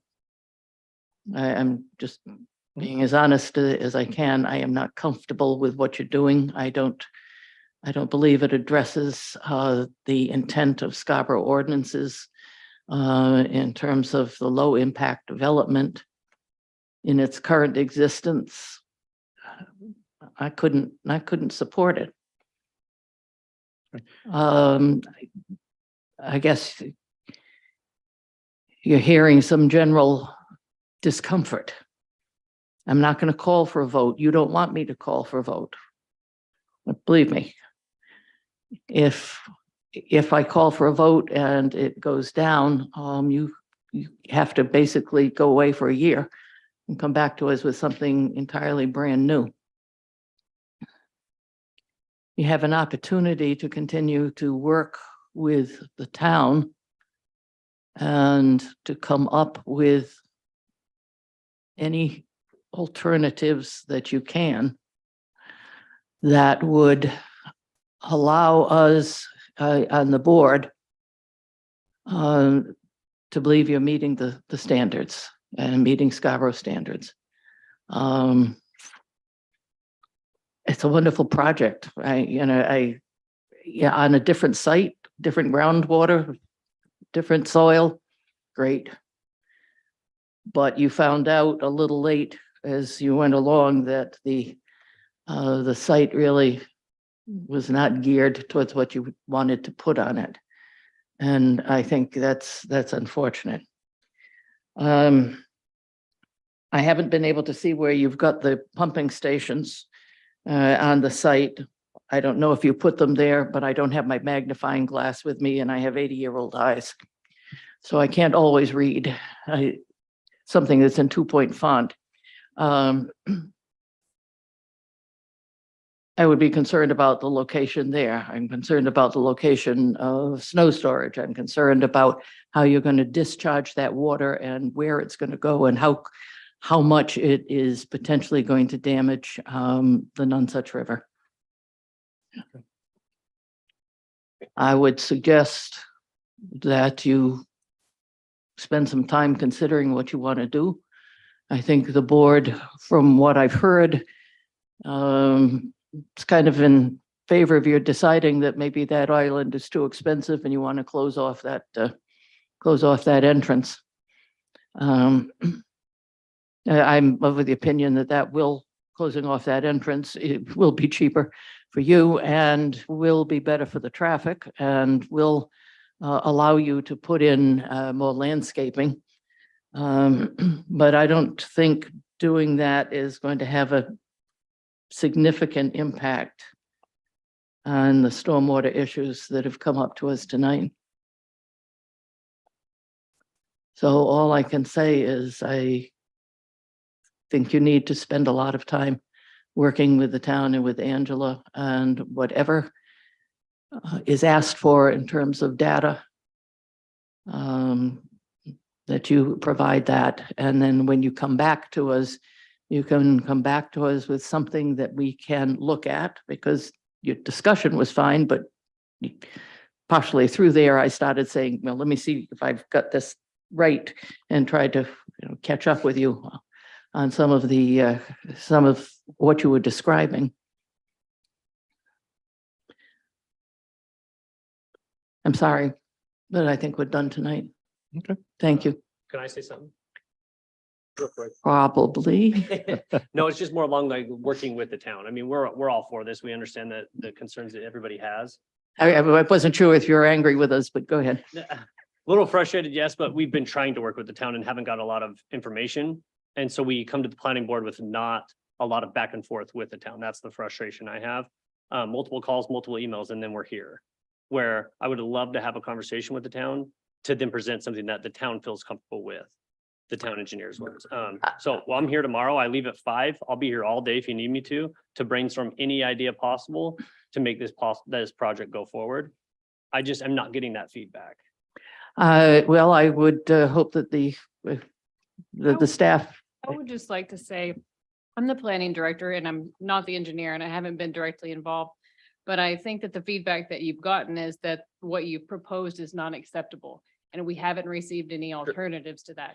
I don't believe that there is a way to make what you have proposed acceptable to the town. I think we're looking for something I completely new. completely agree. It's a And I brainstorming think thing, right? Like what I you guys will think accept. that's a is more what fair people design, statement. right? To say, if you propose something else, we're definitely willing to look at it, but we're not going to design the site for you. For- And for sure, but you're gonna and we approve it. can't fix the problem for you either. So if you come to us with the same thing repeatedly, you're going to get the same response. So I'm just want to say, we'll definitely work with you if you submit something new. We just didn't even know what the response was just as. well, I think you've got a sense of what the response is from the planning board, is that the planning board, if I, and people can, jump up and down if I interpret their responses wrong.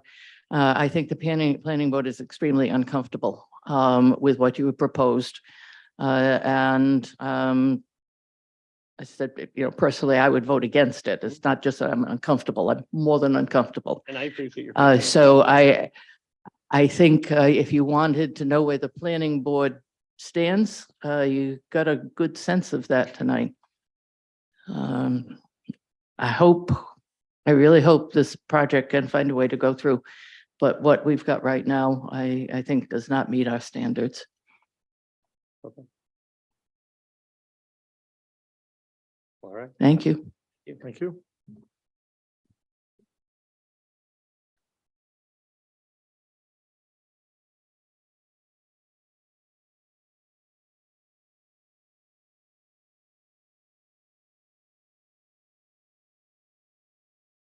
Next item on the agenda, 5.03, the Morrison Center requests site plan review of a 9,230 square foot dormitory building to support its students. The building would be located in an area currently occupied by 11 parking spaces.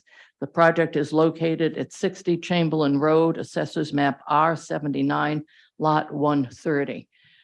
Before we begin with the town's presentation on this, I just want to make it kind of clear to the planning board how this got to us in this form and why we're going to actually try to treat this tonight as a sketch plan. The Morrison Center has been working with the staff and has presented several plans, and each time that it's talked with the planning staff, the plans have been developed further and further, but what's happened is the board has not been involved in the beginning steps. And all of a sudden, we're looking just at responses to comments. So we're going to back up a little bit and look upon this as a sketch plan so that you can ask all of the questions you want. It's one of the most complete sketch plans we've ever seen. But since we have not seen this project before, I think we owe it to ourselves, but we also owe it to the Morrison Center to start kind of sort of at the beginning and look at issues that we may have called out to them in a sketch plan time and in a sketch plan format. So saying that and having stolen Eric's thunder, I will turn this over to the town. Eric? Thank you, Madam Chair. Very well said. Of course.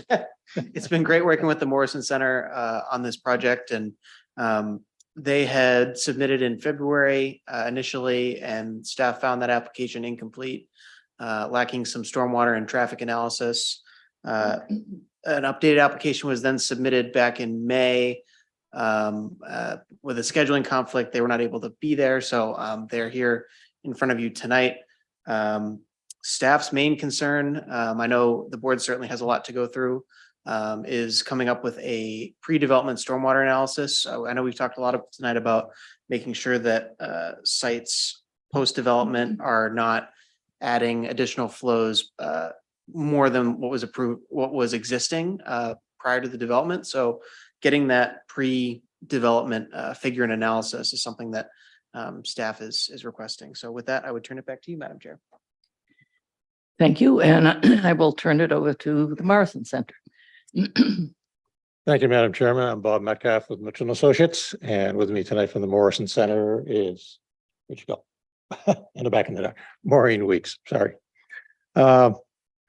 Eric did give you kind of an overview of what we're proposing to do, and what they're looking to do is to construct a 2-story dormitory facility with 5 dormitory style units on each of the 2 floors.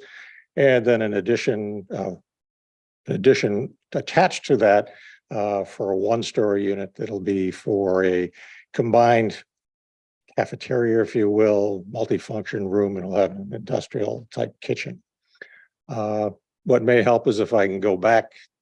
Do you have the first sheet, Eric? No, it's just about one. Okay.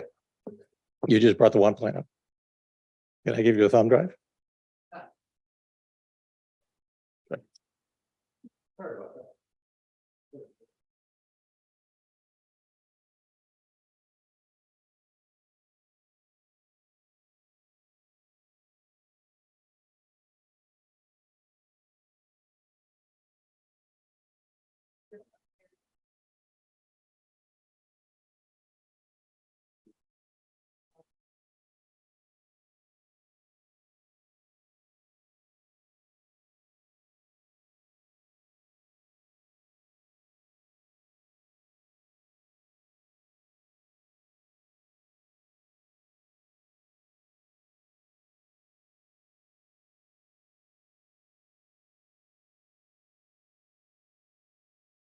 If it's just in the plan sets.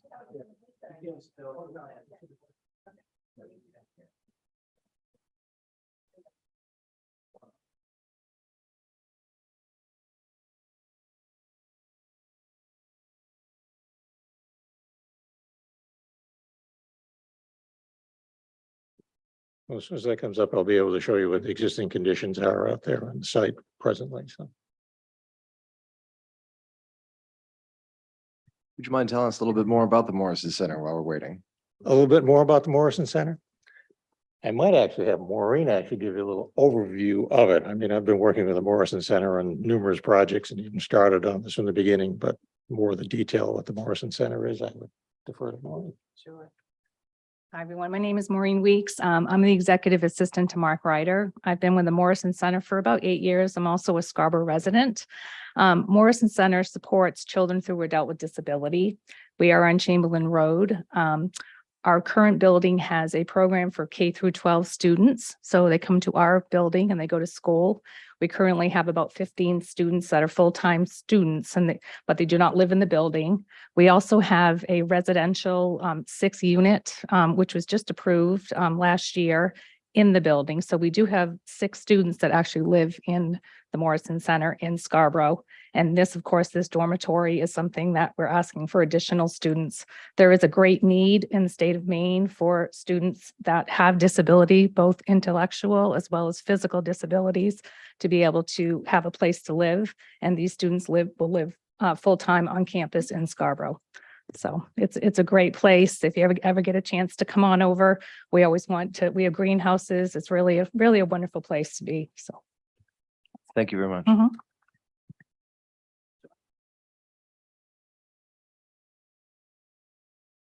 All right, the plan up that you're looking at right now is existing conditions. The project was originally approved in 2007. And then in 2014, an addition was put on, which is in the upper left corner of the building. You'll see kind of a dividing line right in that location. Thank you. And that's what was approved in 2014. The areas, if to the bottom of the sheet, there are defined areas that are deeded are restricted to stormwater management as far as buffer areas. And those are delineated on the plan. And that was one of the comments staff had in terms of clarifying where some of the stormwater treatment areas are. And then in the upper right corner, behind the existing building, there's another area defined for stormwater. And then there's a 1.2 acre parcel, which is a triangular piece to the lower right that was part of, and I'll preface the whole thing going back to the beginning. This is part of a golf course that's out there. I don't know, I can't remember what tee it was, but anyway. And that area in the triangle is part of an area that accommodates some of the stormwater runoff as it was designed in 2007. So those areas are delineated. So if we can go to the next slide, please.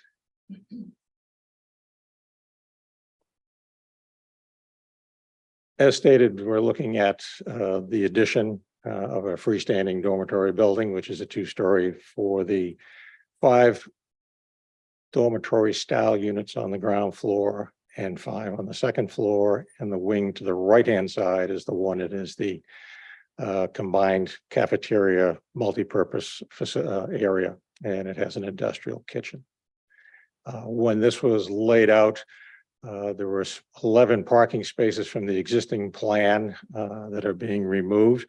And those are roughly in the area in the front of the proposed building, where now we've introduced lawn with the exception of a section of sidewalk connecting the parking lot and then connection over to the existing Morrison circulation in front of the building. The overall intent was to create a semi-passive active area at the main entries for each one of the buildings and landscaping the front, softening that and giving a street presence as you come in. The main access is to the left off of Chamberlain, circulating into the main parking lot and up towards the bus drop off in front of the existing building. And then along the rear, where some existing vegetation will be removed for part of the building, we're supplementing that with additional trees, evergreens and deciduous trees to add some additional buffering along the back. The overall intent is to minimize the amount of impact going on the site. Part of those parking spaces that were removed actually reduced the amount of impervious cover that was attributable to one of the stormwater buffer areas. And then the impervious area associated with the proposed building is all accommodated for by the infiltration perimeter drainage strips that go around the building. They were sized to meet the DEP stormwater quality standards. In terms of the reference to a pre-development plan from when this project first started, it predated all the wonderful ways of electronic documentation and everything. And it was done by typewriter at the time, word processing. So the plan that was updated in 2014 had referred back to the design that was done for the 2007 plan. Unfortunately, my engineer was ill and didn't get some of these additional comments until this afternoon. So we will be working on trying to address some of what staff's comments are as far as a pre-development plan. And the question actually for us from him and staff is, what are we looking at for pre-development? Are we looking to go back when it was a golf course and taking it from that point to develop pre-development? Because as I said, the calculations and everything that were done in 2014 did address what had been designed for the first phase of this project. So that's one of the questions he had for me this afternoon to try and get some clarification on. So, but we'll work with staff on that. Overall, in terms of the parking, there are, excuse me, losing my voice here. There are 89 existing parking spaces that were based on the original approval. As Maureen had kind of indicated what the program is there. They used to have a preschool program that had 50 students, and that is no longer part of the facility. They also have an adult day program as part of this. And when the dormitory comes into active use, that adult program will be relocated to a different location. So with looking at what the reduced the reduced programs are. Right now, it's a K-12 program that has 30 students involved in it.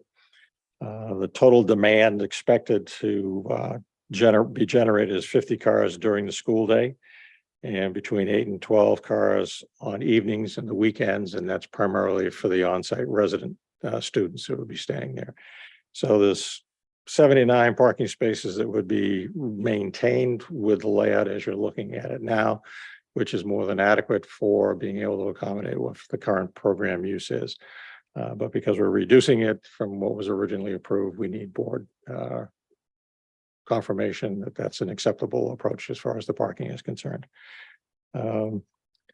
In terms of lighting on the building, all we have is some recessed canopy lights at the main entrance. And then there are several downcast wall pack units, and all that information was submitted with our application that has all that information, including a photometric plan that was done. So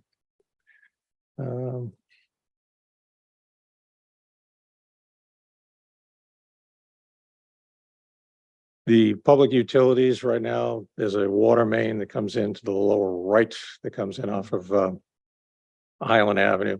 It's an 8-inch line that comes in, and a new 2-inch, a new domestic water service and a new fire suppression line will come off of that 8-inch that'll serve the new building. Power, there's an existing utility pole on site, but CMP wants us to add another pole to dedicate it specifically to this building, so it'll be offset a little bit. If you look in the upper right corner of the existing parking where there are some propane tanks, there's an access way that CMP wants to get down to where those utility poles are. And those poles are roughly 15 feet offset from each other. And then it'll go underground from there to a transformer to serve the proposed building. Sanitary sewer, it'll be a force main that will go from the proposed building and circulate around the existing building up through the parking lot to the rear and the circulation, and tie into the existing sewer pump station that exists for the current facility, and that's already been reviewed and designed. And then for natural gas, where we don't have natural gas, we have propane. There are 3 tanks out there right now that serve the existing building. It has not been confirmed whether or not a 4th tank will be required in terms of what the demand will be, but we have shown the potential for another tank being located on site in the event an additional tank would be required. And that gas line will be independent and serve the proposed building.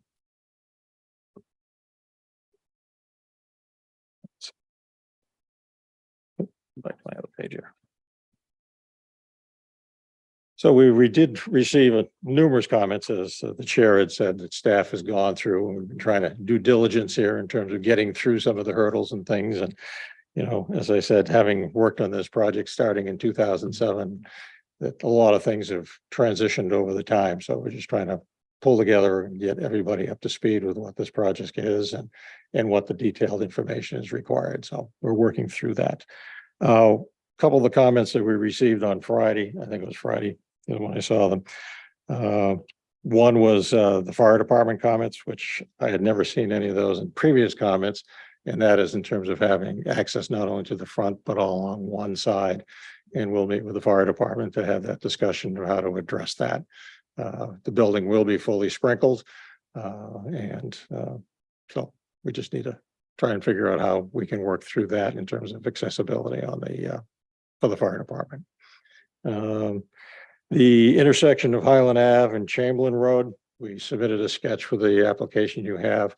When we first started initiating this process back in, I think it was January, we met with staff to review the submission requirements, and Angela had asked us if we could look at the ability of taking a portion of the triangular portion of this lot where it intersects with Highland Ave for the possibility for the town to be able to reconfigure and create a 90-degree turn from Highland Ave onto Chamberlain.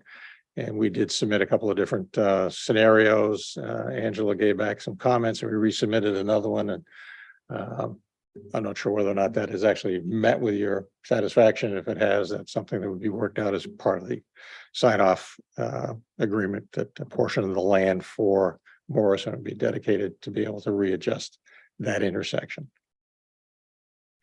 Let's see. Stormwater, I think we're pretty well covered. And then with Mr. Bray's comments, we can certainly put a note, which I would assume would be a condition of approval regarding the removal of small trees and understory vegetation that would impact the site distance, sight lines along Chamberlain, where the primary access and egress points are. So, and that's kind of a summary overview of the site. And then I did see elevations that were in the package. All right. You going to put up the elevations or are you? I was gonna walk you Okay, through good. the elevation, Yep. so.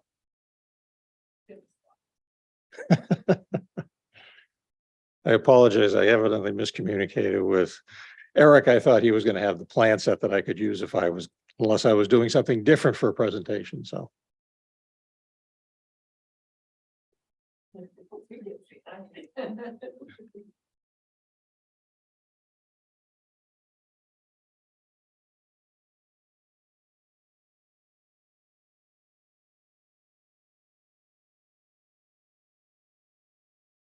And these are the renderings for the proposed dormitory. What you're looking at, this is the front face of the main entrance points coming into the new facility. The lower roof line in there, it's for the one-story cafeteria multi-use facility. And then the dormitory is to the far right. So it kind of gives you some visual perspective in terms of what the building is going to look like from the main parking lot area. And then we've got some of the side elevations that I can show. Go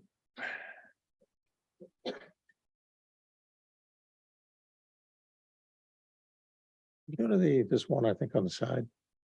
And they give you I think there's four different elevation sets that we have. Oh, okay. That's quite all right.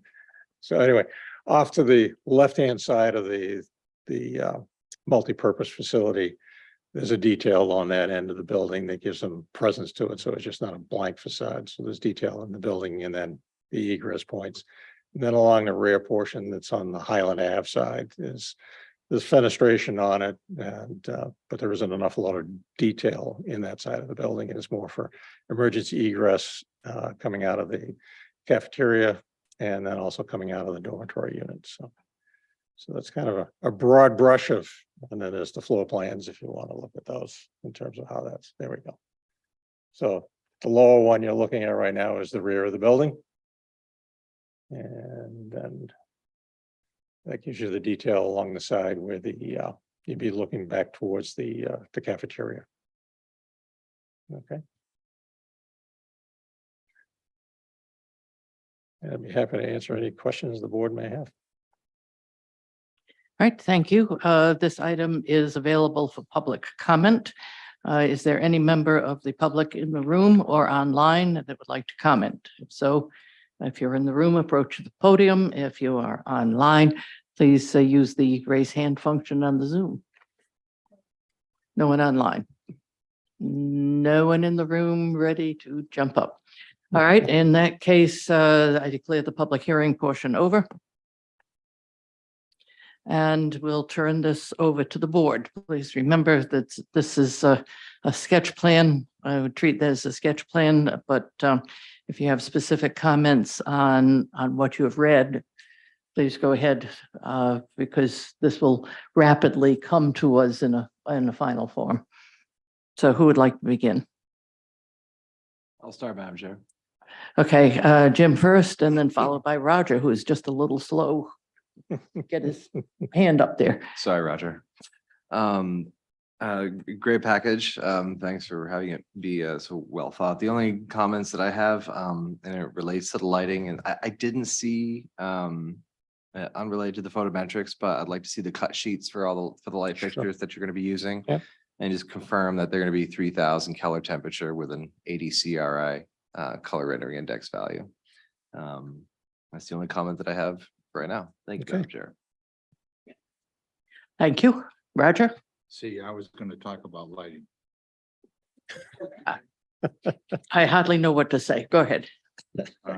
Well, I mean, I think this is a great project and, obviously everything is predicated on this stormwater situation. So until that gets ironed out, I'm not sure there's more to say about that. I do have to offer a comment on, as a resident of Pleasant Hill, I have to say something about that intersection.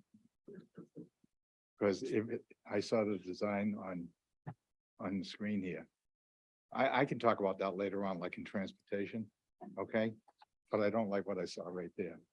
So, just for the record. For the record, Roger has concerns about the intersection changes at Chamberlain and Highland. That's right, yeah. Okay. Okay, but otherwise, I think, I think the program you have there that you're running is terrific and the direction you're going.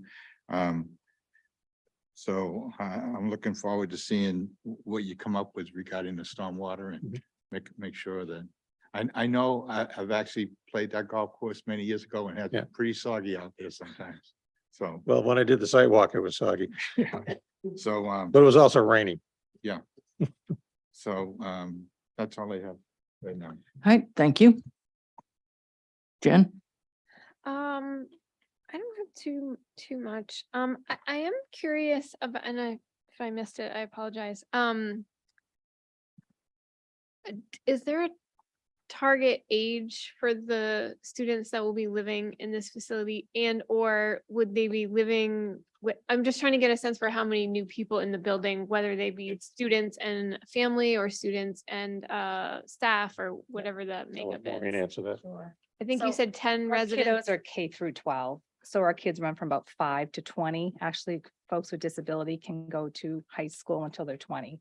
When they're 20, then they would transition to an adult program usually. So Sure. they would not live at Morrison Center in Scarborough anymore once they turn 20. That's kind of a transition time.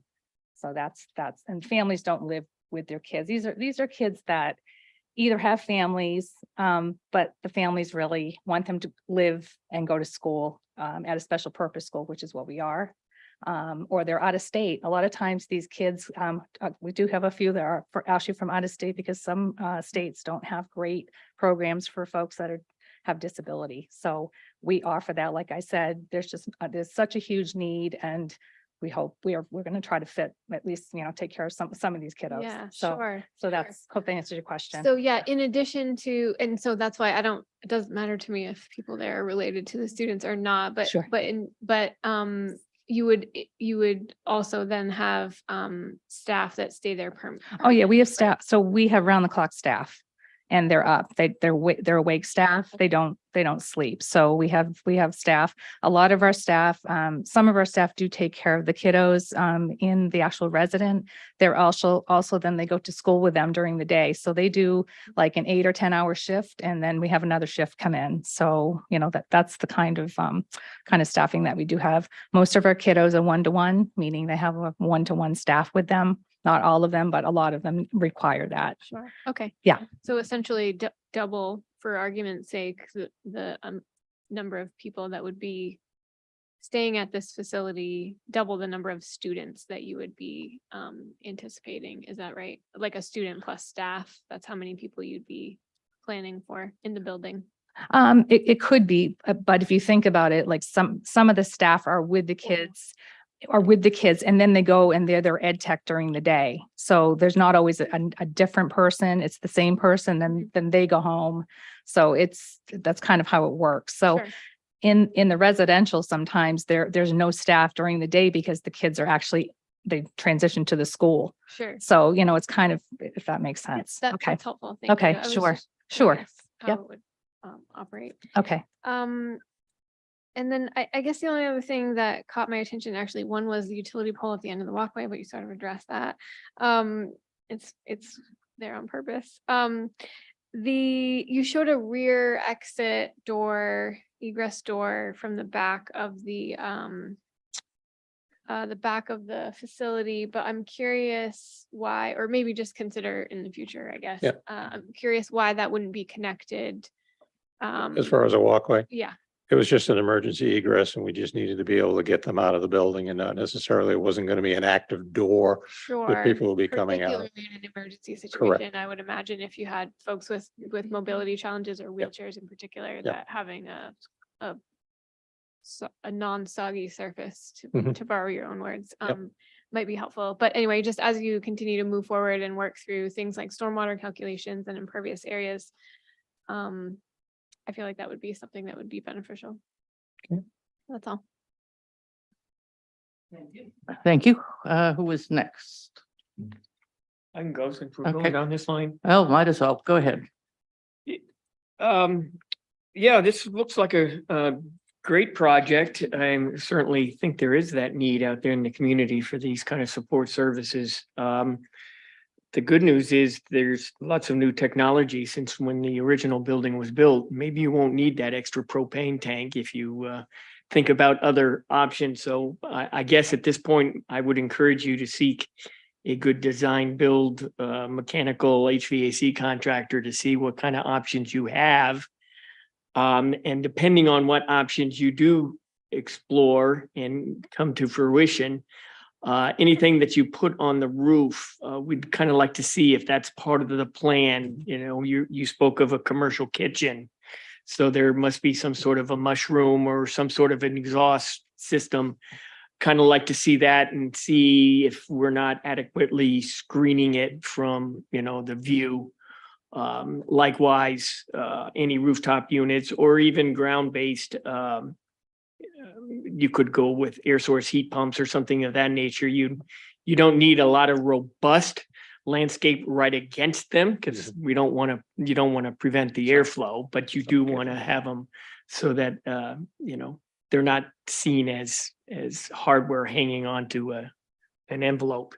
And then, of course, we have a comprehensive plan that wasn't in place when the first building was put in, and now we have some different design standards, and we encourage a very responsible, tight envelope so that you minimize, your air exchanges and you control your air exchanges rather than just let it go out. So I would encourage you to take a look at some of those new standards that we have in place as you begin to put the final touches on your building, but it looks good. I think you've adequately met my concern about the loss of parking spots. I don't think it's going to impact your operation by taking up those parking spots. So I would feel comfortable in seeing those being removed and this new building utilizing some of that space. So I look forward to seeing your final submission here, but I think as a sketch plan, you're pretty close to getting there. Yeah. So thank you for bringing this to us and to the town. Thank you. That's all, Madam Chair. Thank you. Ben? I don't have any really additional comments other than just, I echo Rex's comments there that I think the parking will be good. I was just thinking earlier about what if you had something like a family visitation day, but I think that was addressed, by Jennifer's comments as well. Yeah, I don't really have anything else to add. I think it looks good. Thank you. Noah? I actually have the exact same comments out of a previous applicant. Looking at your planting schedule here is largely non-native species from Asia. Encourage you to use native plants and the guidelines that the town has established. Sure. Thank you. Thank you. I pretty much are going to echo the comments of all of my colleagues. This is a great project, and I'm glad that you brought it to us. I do have one question, and that is the discussion of the intersection of Highland Ave and Chamberlain Road, and it sort of piggybacks a little bit on Mr. Bealey's concerns, but mine goes in a slightly different direction, and that is when you when you give us the application, the actual application, could you please show us what that might look like? What the new intersection might look like, because it seems to me that what you're going to be doing or what's going to happen is trees are going to come down in order to handle that intersection, in order to handle the realignment of the road. So if you're losing trees, is that going to be significant enough to change the amount of stormwater? If you're losing territory, if you're losing, I know you want to say something, but just hang on and let me finish here. I'm talking in my head. That's all. Okay, Go ahead. I understand that. So under the assumption that you won't know actually what it might look like and how much land might be turned over to the town, you are losing property, you're losing trees, you're losing perhaps an area of the the wetlands. So what impact does that have on any calculations for stormwater? So if you could understand, again, it's kind of speculative, but it would be helpful for us to know, and I think it would be helpful for you to know as well. I know that we've discussed this with Angela, and it's basically, it wouldn't be our design. It would be basically defining what area was needed to create the intersection. That would be a town project. So in terms of identifying where a tree may exist on that corner, I can tell you that. And that corner really doesn't attribute to stormwater management as far as a buffer is concerned right now, but I will surely have all that information. Thank you. Details, Just to set our mind at rest, Yep. that's going to have a negligible impact on any figures connected with your stormwater. Thank you. Right. I have nothing else. Do you have any questions of us? I don't think so. I think it's questions with staff to go over the few comments that are left, and as soon as I can get my civil back on board, we'll try and set up a meeting. Well, that's the way to go. We constantly recommend to the applicants that the planning staff is their best friend in terms of helping applications come to us in a fashion that we're comfortable with and can vote on. I'll give them accolades. They're very have a good, very conversation. responsive. Yeah, good. Have conversations as fast as you can. Thank you, and we'll see you again. Thank you. What are you doing tomorrow, Eric? I'm going to take a 5-minute break. I use that clock on the wall there to determine what 5 minutes looks like.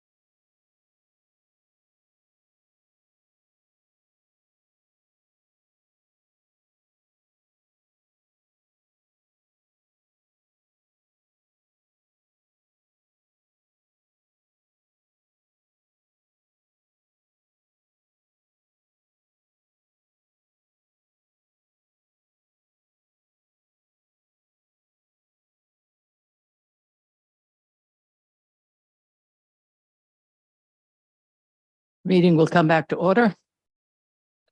Next item on the agenda. 5.04 MEVS Solar requests review of a 1.95 megawatt AC utility scale solar system on West Beach Ridge Road. The property is further identified as Assessors Map R42, Lot 2D for the town. Eric, please.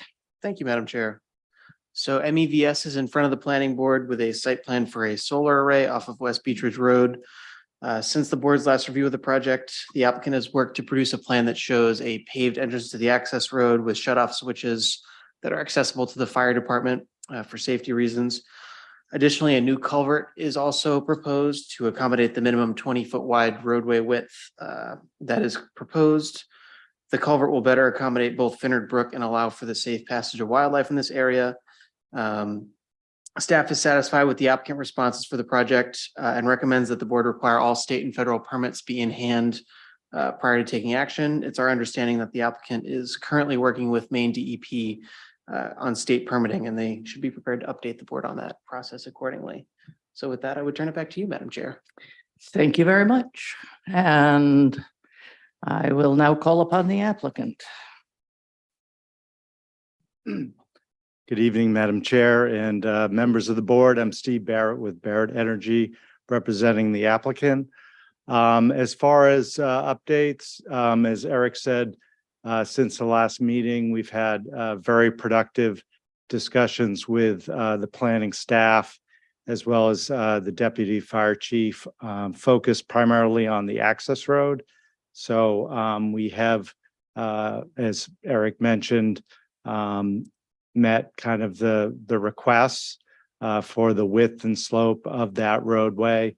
And then we also agreed to replace the existing culvert with a much larger 5-foot tall, 15-foot long box culvert to provide better flow through the brook. So as far as the permits, which are still required, we did file for both the stormwater PBR and the stream crossing PBR with DEP on June 30th. And so it's been 17 days. The stream crossing PBR is automatically approved. I did hear from DEP on Thursday last week, the 13th day of their review, and they asked for a few additional pieces of information, which our engineers have been working on over the weekend. So we'll submit those tomorrow. And so we expect there to not be any issues with the stormwater PBR. So I think with that, we will follow up with proof of that documentation for the state permitting. And hopefully with that, we'll have met all the conditions that the planning board has been requesting. Are there any other questions or any other issues that you would like to raise? Well, the planning board undoubtedly is not shy and might raise some questions, but what occurs next is a public hearing. Okay. So we will now open this to a public hearing. Is there any member of the public that would like to make a comment? Please approach the podium. If you're online, please use the raise hand function. And I'm being signaled that that is not happening. Nobody cares to raise their hands. Is anybody actually online? Oh, okay, good. So seeing no hands, seeing no stampede, I declare the public hearing portion over, and I will turn this over to the board, who will likely have some questions. And, you know, if you don't have any questions and nobody raises their hands, please, somebody ask a question. Since I have announced that you all have questions. Any questions or comments from members of the board? Oh, go ahead. Just confirming with the applicant, the comments made by staff about calling out the road, still call out as gravel access, those have been or are being addressed. Yes, I think when we discussed with the engineering staff and planning staff, the composition of the road, it was requested that we pave the kind of apron entryway, and then we could have a compact gravel, 12-inch thick gravel base, which has rated for 80,000 pounds of load for the remainder of the gravel road. I think under the public safety access requirements in the ordinance, it must be an all-weather road. So we presented that as an all-weather road, and my understanding is that that was sufficient. Great, thank you. And my last one is, your meeting with the assistant fire chief, was that to discuss the clarification on access gates and locks and so forth? Or was it at that meeting he raised those concerns and you're gonna follow back up with? I think originally it was just, concerns about the access road and whether fire department equipment could, access the site because it was quite steep. So that was kind of the genesis of the discussion. The questions on planning's comments about the Knox box, we always include that. So I was actually surprised that that was left off the plan.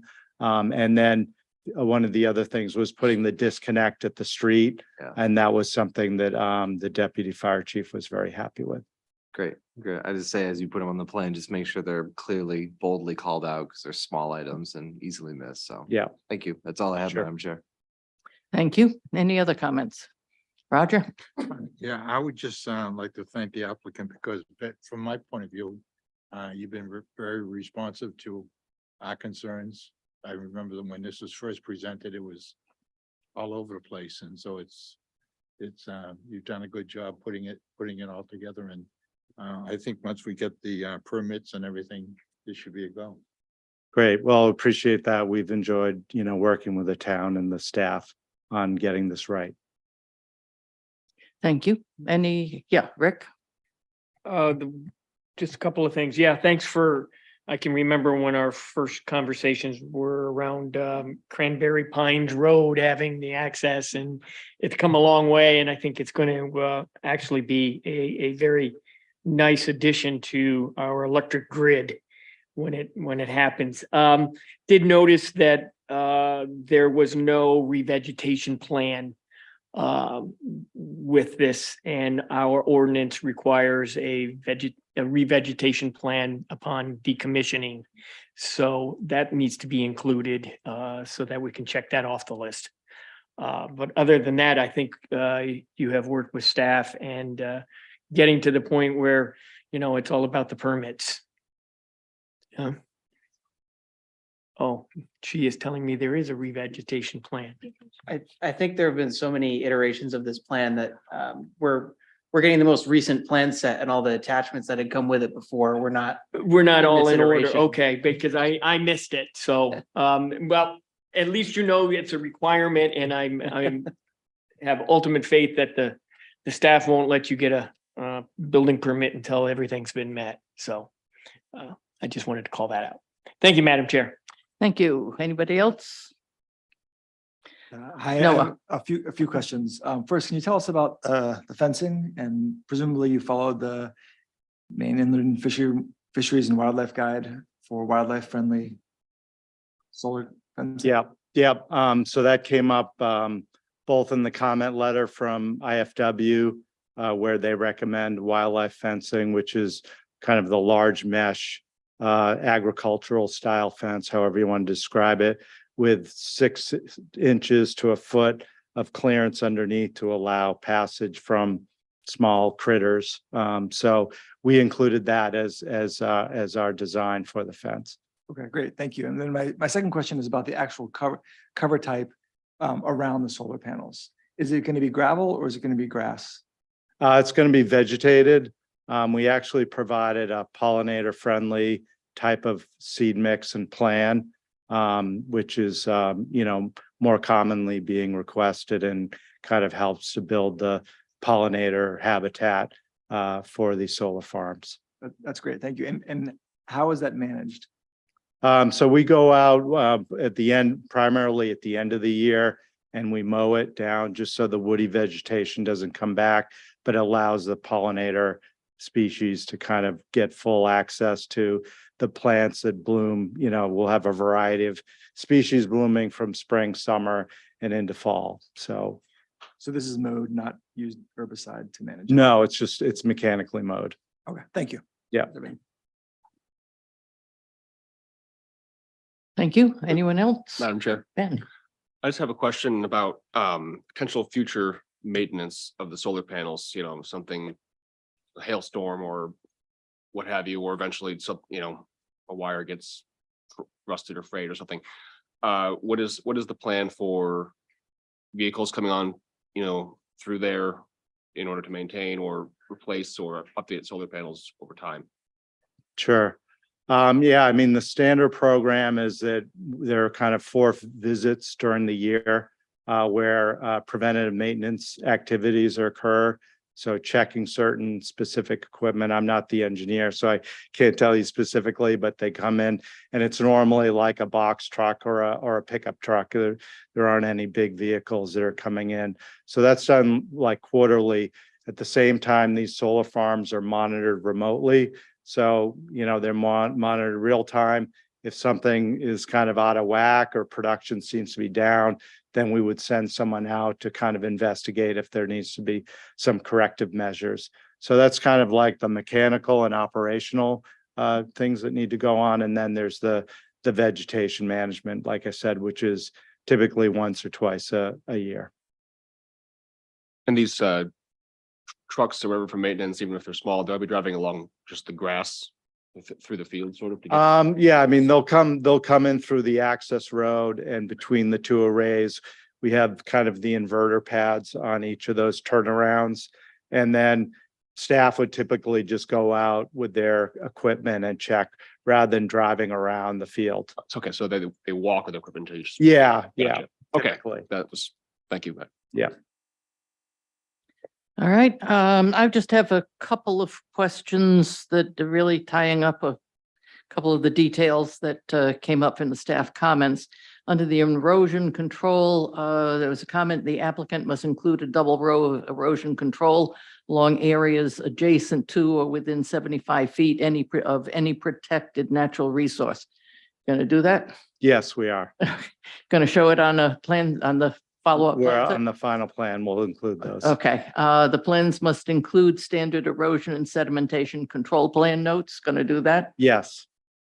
Okay, the question that's kind of hanging there for me is that Haley Ward noted with the culvert being the same width as the access road, may be difficult to provide safety measures such as guardrails or barriers to prevent vehicles from going over the bank. What are you going to do? Well, I think we would do what they suggested is put up warning signs. I mean, all the way down the access road, whoever is coming in is going to have to, you know, be careful that they're not going off the 20-foot because, you know, the access comes in fairly steep and it's steep on either side. So I think warning signs are probably the best way to deal with that. Okay, so when you turn in your plan, you're going to show us what those signs look like and where they're going to be located. Yeah, we'll have a detail with the sign and then we'll also have location on the plan set. All right, those are the only little niggly details that I had left. We can't pass this without the permit. I would suggest that working with staff, that what you consider asking for, and we would certainly, I think, be willing to grant, is that what comes before us next, after you've completed all of these minor changes and you have your permit, that we would accept this as a consent item. And as the board, okay, the board is willing to do that. So at the point at which the staff says, bingo, you've got everything that you need that's been asked for, you can go on our agenda as a consent item. And if you're not used to that, it means you go early and you don't have to sit here and wait for 3 hours. Okay. Sounds terrific. All right. Thank you very much. And I want to echo what Roger said, that you've worked with us, you've worked with the staff. And I think Rick said that as well, that we really appreciate the effort that you've made to bring your program, to bring your site into compliance. Appreciate the effort. Thank you. All right. Thank you very much.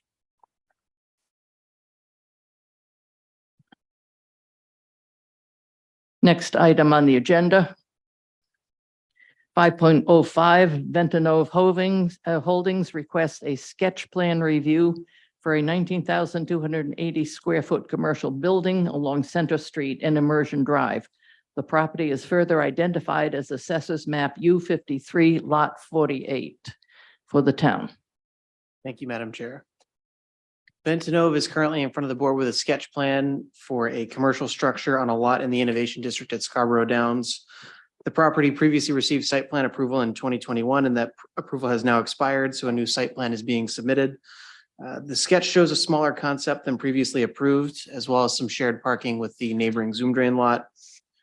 Zoom Drain vehicles are currently parking on the undeveloped Ventanove lot, and staff has commented that the Zoom Drain site plan would need to be updated accordingly to show parking spaces that are currently shown on the sketch plan over the property line. The formal site plan submission would also need to speak to justification for why this additional parking is needed, just so the board can sort of get an idea of what's exactly being used on site versus what's proposed. And with that, I would turn it back to you, Madam Chair. Thank you. And for the applicant, Ms. Sinclair. Thank you, Madam Chair. My name is Nancy St. Clair. I'm with St. Clair Associates. I'm here tonight on behalf of Ventanove Holdings LLC. I have with me Keith Smith, the project landscape architect. David, my husband, is here with me as well. Unfortunately, the applicant could not be here tonight. But we wanted to present to you folks a proposed amended plan for this site. And as Eric had mentioned, this plan was approved almost 2 years ago. And it was not able to go forward with construction. They did not have a tenant set up for the building.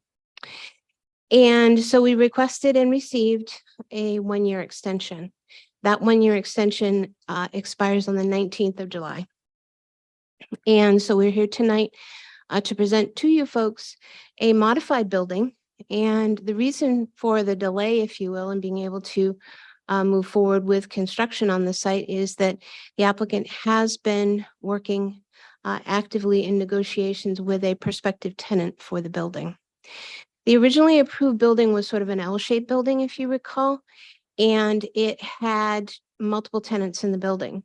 The new building is slated for one tenant for this site. They are a existing, well-established business that's in the region. They are looking to relocate into this area. They're in active negotiations with the applicant. There's a meeting actually coming up this week that we're hoping will free things up to move forward with the architecture, et cetera. But this is a national level company, so it takes a little bit longer than other processes might be. So we're here tonight with you to present a sketch showing the proposed building layout. So I have 2 images for you as part of the package. The first one is the proposed building, and you'll see it colored up here in the tan. The building is generally rectangular, and as I mentioned, the previously approved building was sort of an L-shaped building. So from a size standpoint, the building actually got a little bit smaller. It was reduced in size by about 8,660 square feet from the total of the building. The type of use within the building changed a little bit in that the prospective tenant has a mixed need for both the full height loading docks, which are in the appendage on the northerly side of the building, but also they have a need for at-grade overhead doors for use for smaller vehicles that would go out to job sites throughout the day. So there are 13 overhead doors that are proposed. They are along the south side of the building and on the east side of the building. And so I'm going to just show a quick overview of the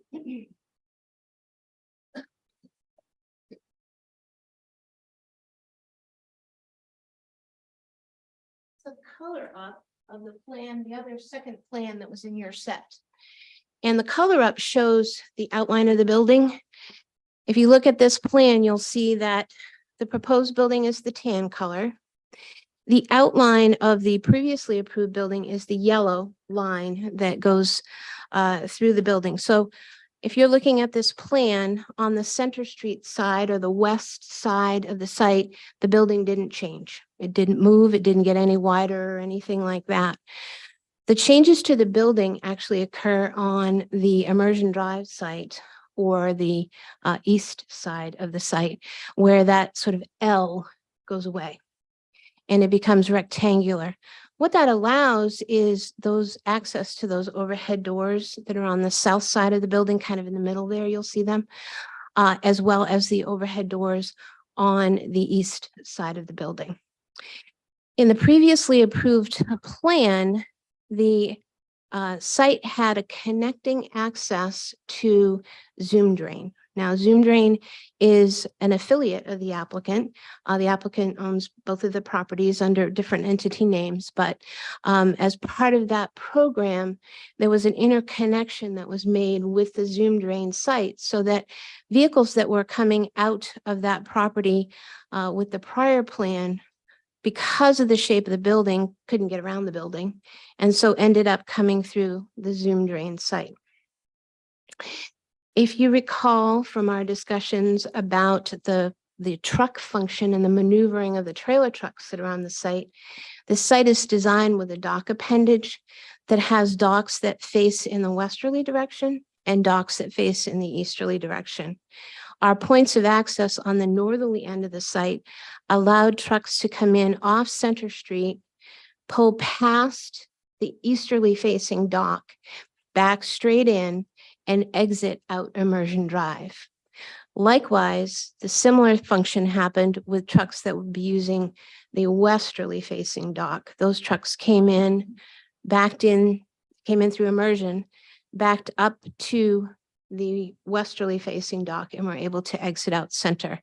We spent a great deal of time talking about the connection, the access points for this site and how that truck operation would function on this property. Those points of access have not changed. The only thing that has changed from an access or circulation point is that connection to the Zoom Drain site was severed, and the smaller vehicles, the smaller trucks that are using the docks on the south and the east side of the building now have the opportunity to loop around the building. With the severing of that connection, one of the things, if you've been out there, you may have noticed that there were some Zoom Drain trucks that were actually temporarily parking on this site. Zoom Drain has a need for additional parking. And so with this program, with the ability to sever that connection, the Zoom Drain site has the ability to expand their parking by about 15 spaces, which will accommodate their needs as well. The access points of access for Zoom Drain do not change. The interconnection is now, as I mentioned, broken. And those 15 parking spaces would be allocated for Zoom Drain. We do understand, as part of one of the staff comments that we received, we do understand we need to amend that plan for Zoom Drain in order to show that change on that site and present to you folks how that is all accommodated with regard to lot coverages and those types of things. So we certainly would proceed with that program.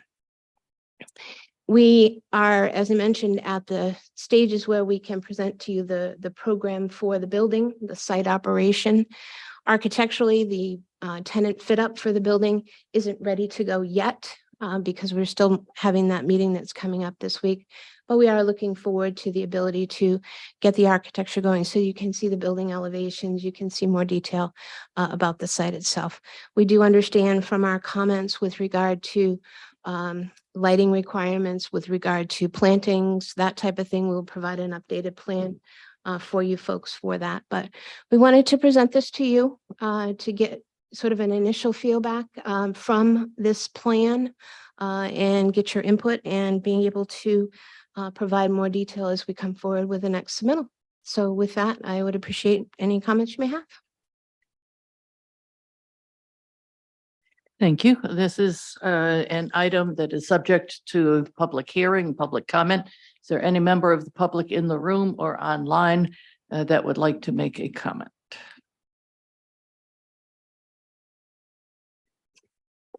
It's late. Oh, okay. Um, Not that late, but I understood. In that case, the public hearing is closed and I'm going to turn this over to the board. But one of the things I do have to, I do want to say first is that in a sense, as a sketch plan and the date on the plan, this is, in a sense, is subject to a view de novo, which means the applicant would have to request any waivers again. That includes the waiver for the driveway right next to Score Builders. That includes a waiver for eliminating a portion of the buffer. We had that originally. That includes, it looks like, a waiver eliminating the buffer between Dukas Construction and this site. And the site itself, I think, would require a waiver because it is not connected really to the street as per the requirements. So as you go along, please think about how, please remember that while there was a building on this site that had received a series of proposals, we're kind of starting all over again. All right, who would like to go first? Roger? I'll start off by saying I'm a little confused. So I think you might have answered one of the questions I was going to ask Eric. Is Score Builders the building, the business that's between this building, this proposed site and Innovation Drive? Yes, and on the other side, in other words, as you look at the plan from the building from the Center Street view, the building on the left is Score Builders, and that's on the corner of Innovation and Center Street. And the one And right next to it. And the building on the right, the first building is Dukas Construction. And then the building on Immersion Drive in back of Dukas Construction is Zoom Drain. So it's fitting right in between three buildings that have already been built. Wasn't Zoom connecting with Dukas? No, there's a road off of Center Street that I don't know if that connects with the. Well, let me ask you this. I got, in my packet, I got these two things. Was That's that a correct. mistake? No. It's hard to see the difference because there isn't much of a difference. So one of the plans is an overlay plan. And one of the plans is the sketch plan, if you will. So the plan that shows no dashed lines is the sketch plan. So that, Oh, that's what I thought. oh, This one's the old one. So this one I can throw away. I can't see exactly what you have, but there are two plans in the set. One has dashed lines, one does not. Okay. I'm gonna wait and listen to what everybody else has to say. Okay, yeah, we have a surfeit of plans here. Who would like to go forward? I guess. Okay, Rick. I just, the 15 spots you have, parking spots, does that go with this site or is that on the Zoom site? I'm confused. So in the original plan that was approved 2 years ago, those parking spaces were to go with the originally approved plan. The new building, it's smaller, can meet its own parking needs on the site. But in the timeline between the approval of this plan and Zoom Drain's approval, Zoom Drain actually needs more parking. So the parking spaces that were shown on the previously approved plan are still there. The connection is severed, and those parking spaces would be constructed to benefit Zoom Drain. So that would be on their, so are you redrawing the lot then too? Because the ownership is affiliated, it can go two ways. It could be a redraw of the zone line to amend the common line between the two. That's one option. Or it can be done through cross easements that would be documented for each lot. And if the staff had a preference, which would they prefer? If I can break in here, basically, I don't think we can approve those 15 spaces as part of this discussion. Yeah, that's what- Because it doesn't mean that somebody can't come back to us with a proposal for those 15 spaces with the agreement of this lot owner and Zoom Drain. And Zoom Drain presents something to Okay. us, but So I should look at this and those 15 aren't part of our consideration under this sketch plan. That is understood. That is Okay. correct. All right, Yes. as long as we're Yes. on the same page. Yes. Okay. I guess I vaguely remember this and I did not have an opportunity to go look at what we approved. I remember it. I'm sure your memory's much better than mine. So the purpose of including the two plans that look almost identical was to actually show you the overlay of what was approved. Yep. The hard part of it is that the proposed plan is so similar to the previously approved plan that it's hard to see the distinction between the two. Yeah. So the major distinction is the building as shown here in that color up, the yellow outline of the L-shaped building. It's now not L-shaped, smaller. And that connection, which is shown as those green lines coming over to Zoom Drain, is no longer a connection. Gotcha. Everything else is the same. Okay. Well, then you just have to give us a real site plan. That's it for me. Thank you. Someone else?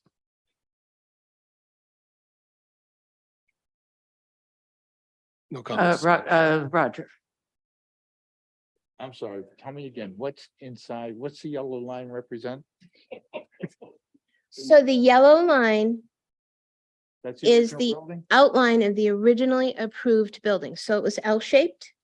Okay. So the side of the portion of the building that is on the Center Street side of the property didn't change. So it's underneath the line of the building.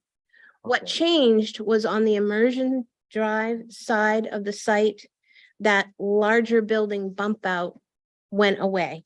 And it's now uniformly rectangular with the dock appendage on the north side. Okay. I didn't have that. It wasn't colored on our plans. Okay. So it doesn't. I should have had, it was not called out in terms of color on our plans. There were dotted lines, but it was very difficult to actually get the whole flavor. Anybody else?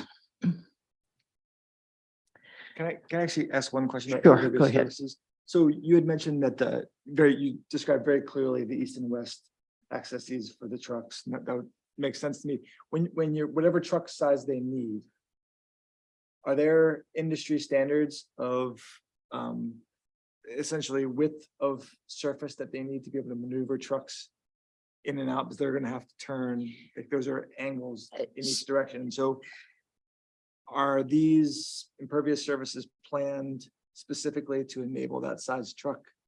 That's correct. And As part of the application materials, when we were previously approved, we provided turning maneuvers that showed the maneuvering path of a trailer truck, a fire truck, that type of thing through the site.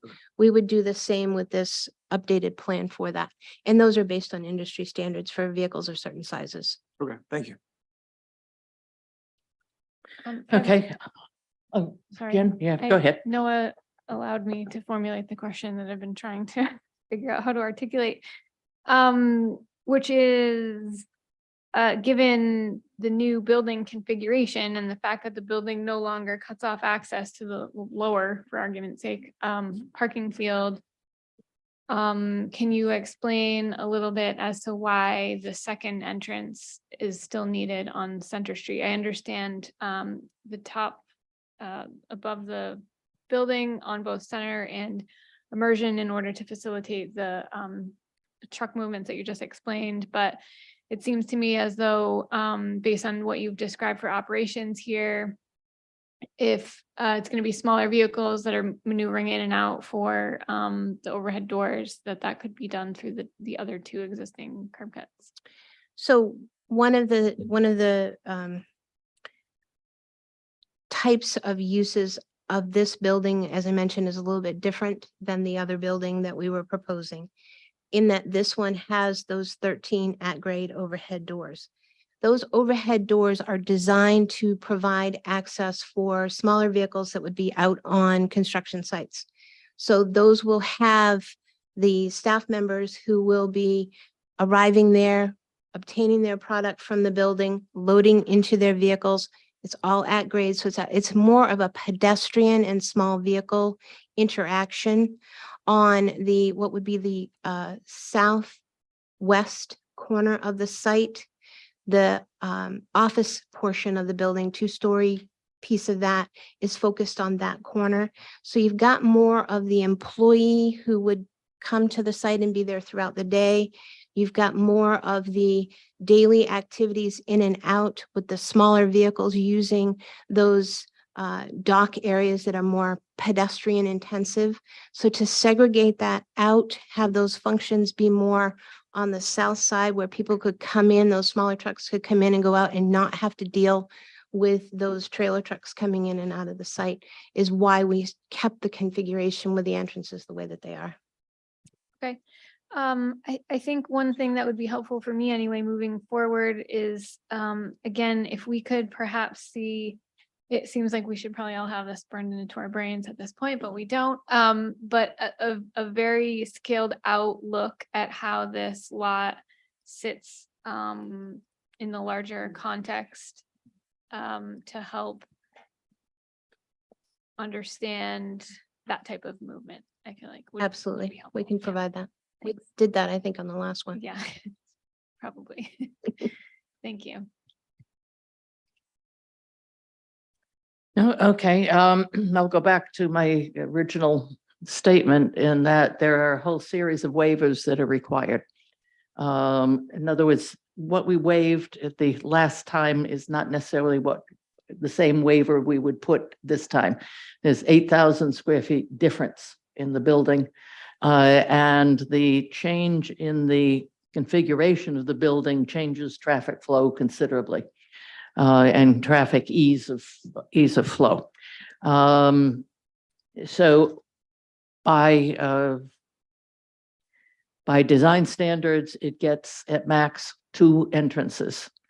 And given, from my perspective, given the change in the configuration of the building, we no longer need that second exit onto Center Street. We had given waivers that included that second entrance. We had given waivers that put the driveway closer to Score Builder's driveway than was allowable. And the driveway is still proposed for the same space. We had given waivers that allowed the encroachment into the buffer area at the Score Builders site. We've got a building with 8,000 square feet less now. I don't recall the waiver for the buffer of against Dukas Construction, but it's possible it was there. I just don't recall it. We do have a run of 22 parking spaces on one side. We would require a waiver there. Excuse me, we would require a landscape island there. At this point, we will not be considering those 15 parking spaces, but we understand that it's coming to us. And we had problems, as I recall then, and it could be problems now because there is requirement that the buildings have a relationship with the street. And this is at least 36 feet, if not more. The building starts 36 feet at least from the street. So is that something that we're comfortable with? Or do we want the building to move forward, which would potentially provide actually more, possibly more parking spaces to the rear? So there's a lot of things to take a look at as this comes before us, because we said something last time. We don't have to say the same thing this time. We need to consider this de novo. I'm glad that now there is a possibility for a building there. It fits in, it completes that street. It completes that portion of the development. It fills in basically all of Center Street that's in the Innovation District. So it's good to see it. There's a lot of questions that we have that the applicant is going to have to answer. And including taking a look at what the design is of the building. There's evidently a second story in some section of it. We're going to need to know the number of people who are working there, how many are there all the time, how many there coming in and going out. In other words, all of the traffic details that we would require in a regular site review. This is what we will do with this site review. So that is where we are. I'm glad to see that something is going forward in that site. I was out there at the Throttle Car Club for an event and said, I think I'm going to drive down and see what's been done down there. So I drove around just to see how the sites were filling in and noted that this site was still vacant and was hoping that we would see something pretty fast, and we did. So thank you very much. Well, we do appreciate your comments, and we will be continuing to work with staff and addressing the comments that we've received from them, as well as your comments tonight. And we will be providing additional information in support of a more detailed plan for you folks to consider. So we do appreciate it. Thank you. Thank you very much.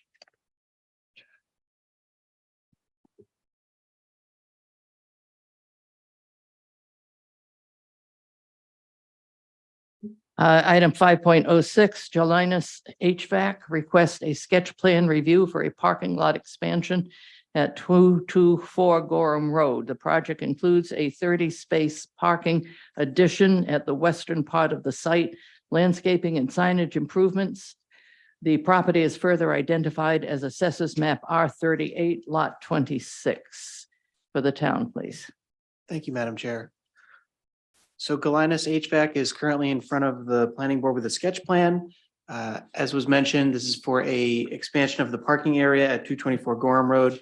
Staff has worked with the applicant and the applicant's development team to locate the parking lot at the rear, sort of rear end side of the building away from Gorham Road. The sketch plan would need to be followed by a formal site plan submission. Most of the details that staff has seen are pretty straightforward. So we're looking forward to seeing the planning board's comments. And with that, I'd turn it back to you, Madam Chair. Thank you. And for the applicant, Ms. St. Clair. Thank you, Madam Chair. I'm Nancy St. Clair with St. Clair Associates. I'm here tonight with Justin Zandon. And he is with Jelinas HVAC. Keith Smith is here, and my husband David again. So we're here tonight to present to you a sketch plan for a building that actually had its original site plan approval probably in the mid to late 80s. For the site, it's been a number of different uses on Gorham Road over the years. The applicant purchased the property earlier this year, and they actually moved into the building around June 1st. And they would like to do some site improvements to the property. They'll be doing some window and door changes, if you will, to the building itself. However, they're not proposing any expansion to the existing building. So it is a 5,037 square foot existing building. I'm going to switch to the pictures of the building. I do apologize.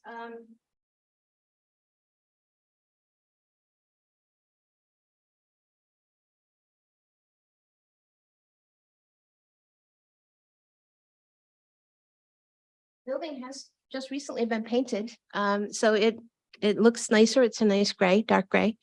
The brick accent remains. And what I wanted to present to you folks with the building photos actually helps to explain and understand the site and what we're proposing to do with the parking on the site. So if you look at the south view of the photos in that area, there are 3 dock doors, one of which was eliminated a number of years ago and was replaced with a window. The middle dock door is proposed to be converted to an at-grade overhead door. So the 2 docks or 3 docks at this point that are on the side of the building have a full height dock. So they're 4 feet from the floor elevation to the pavement elevation. The applicant is proposing to only have 1 4-foot dock. So the middle door is going to be converted to an at-grade overhead door, which necessitates filling of that area in the parking lot to bring it up to building grade so a vehicle could drive into that overhead door. Door's not moving, but the parking access to it will change.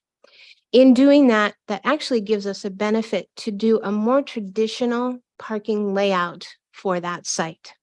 There are a number of parking spaces that are on the property right now. I believe there's, I can recall from my notes here, I believe there's 13 or 14 that are on the site now. They are angled so that actually you can see in that photo where those 2 gray cars are and where that white truck is, that is the area that has angled parking. And it's not the greatest configuration. It wouldn't meet the typical ordinance standards for parking on the site there. So with that change, what we can then do is level off that area, provide a more traditional point of access, and then get that vehicle to be able to go into that middle overhead door.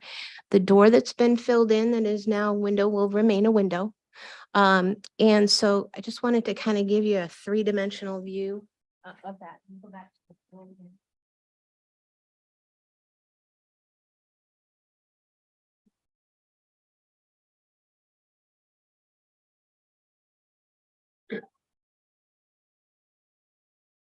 So what shows on this rendering as a darker gray is actually the existing impervious area on the site.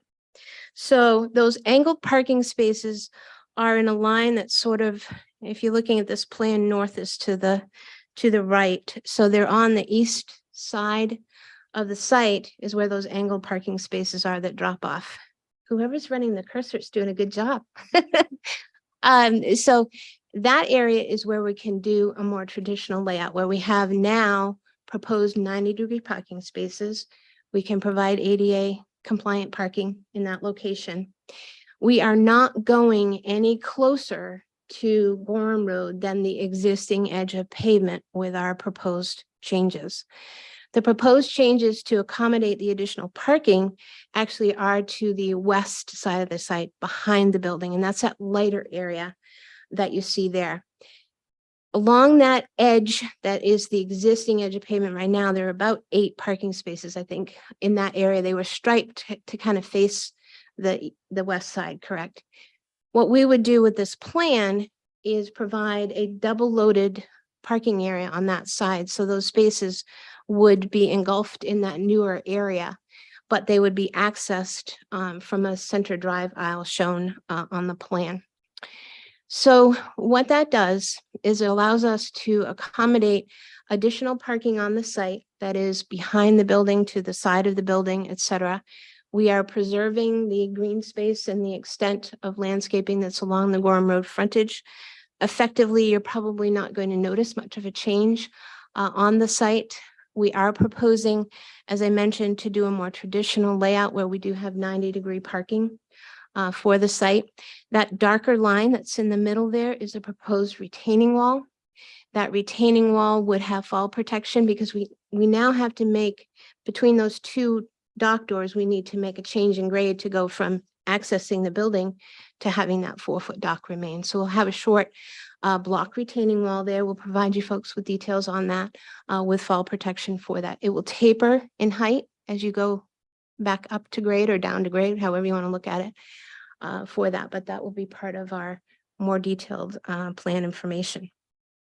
The reason for the additional parking is to accommodate the applicant's needs. Their operational hours are 7:30 to 4:30 typically. They have 9 staff members who would be on the site throughout the day. But they also have an additional 20 staff of technicians who will be in and out throughout the day with their vehicles. The parking is provided for them to have access to the site in the morning to load up. And then they'll be out at job sites during the day, and they'll be able to come back and load up the next day for the next day's activities or assignments. So they have about, I think, 2 to 3 vehicles that will actually be on the site overnight. A lot of the staff actually take the company vehicles with them at night. In order to accommodate the parking that is shown in the expansion area, if you recall from that photo, the dumpster was out in the middle of the loading area.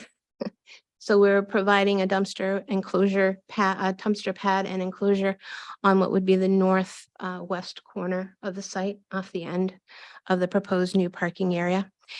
The green island that you see in the middle there is envisioned to be a stormwater BMP, likely a rain garden, not a rain garden, excuse me, a bioretention cell, or possibly a grass under drain soil filter or a combination, but it's likely I'm leaning towards a bioretention cell. So it'll be planted and it will have the ability to collect and treat the runoff from the additional pavement area that's added to the site in that light white location. The site's outlet is actually, there's a culvert right at the southwest corner of the site. Right there, exactly. So runoff generally flows in sort of a from north to southwest location across the site. And right now, roof runoff runs off the building on the front side of the building onto the dock areas, and we'd be looking at addressing that as part of our plan for stormwater management on the site. The plantings, the existing vegetation is very mature, some of which needs to come down. There are some pines that have gotten overgrown that would need to come down. Keith will be working with us to provide a planting plan that will address the removal of the trees that need to come down. As well as you can see on that plan, we have some proposed plantings along the, what would be the easterly edge of the existing parking where we're reconfiguring things by the building corner, and some evergreens to screen the dumpster area up in the northwest corner of the site. So we'll be working with Keith on that, as well as the plantings in the bioretention cells. So those are all B pieces. The building does have building mounted lighting, and it was recently replaced. The fixtures have been upgraded. As part of our application materials to you folks, we will be providing information on those fixtures to make sure that they do comply with the lighting standards, and we'll have a sort of a whole site approach to the lighting for the project. And I think that's about it.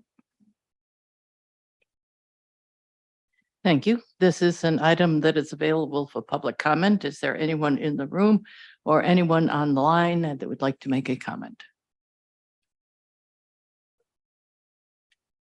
And no one in the room. Public comment period is closed, and I turn this over to the board. No particular order, just raise your hand or lean forward and punch the button.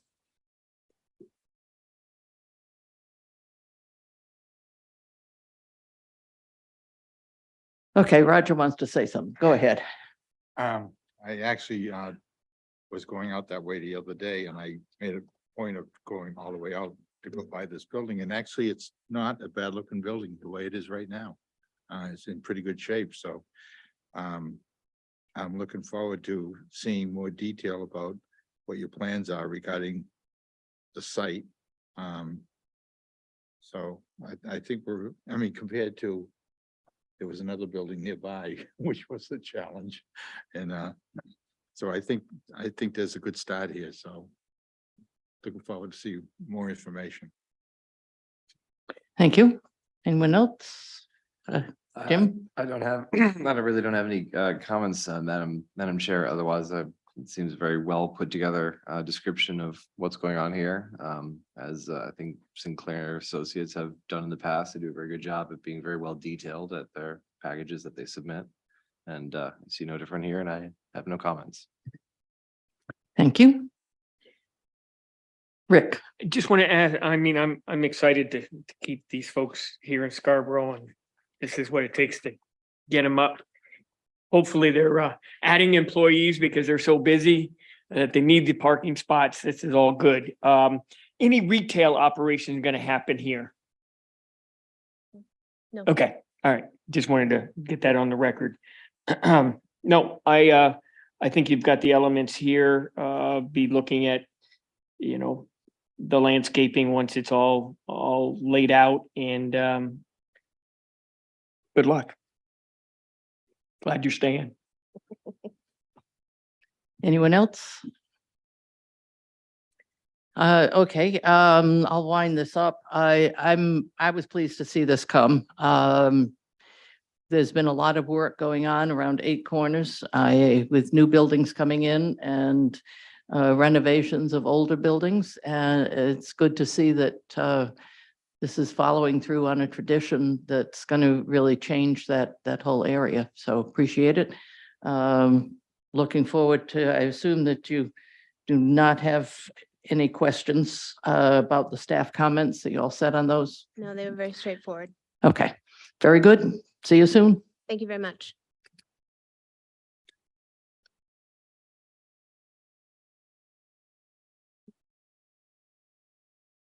This concludes the main events. On to a staff report.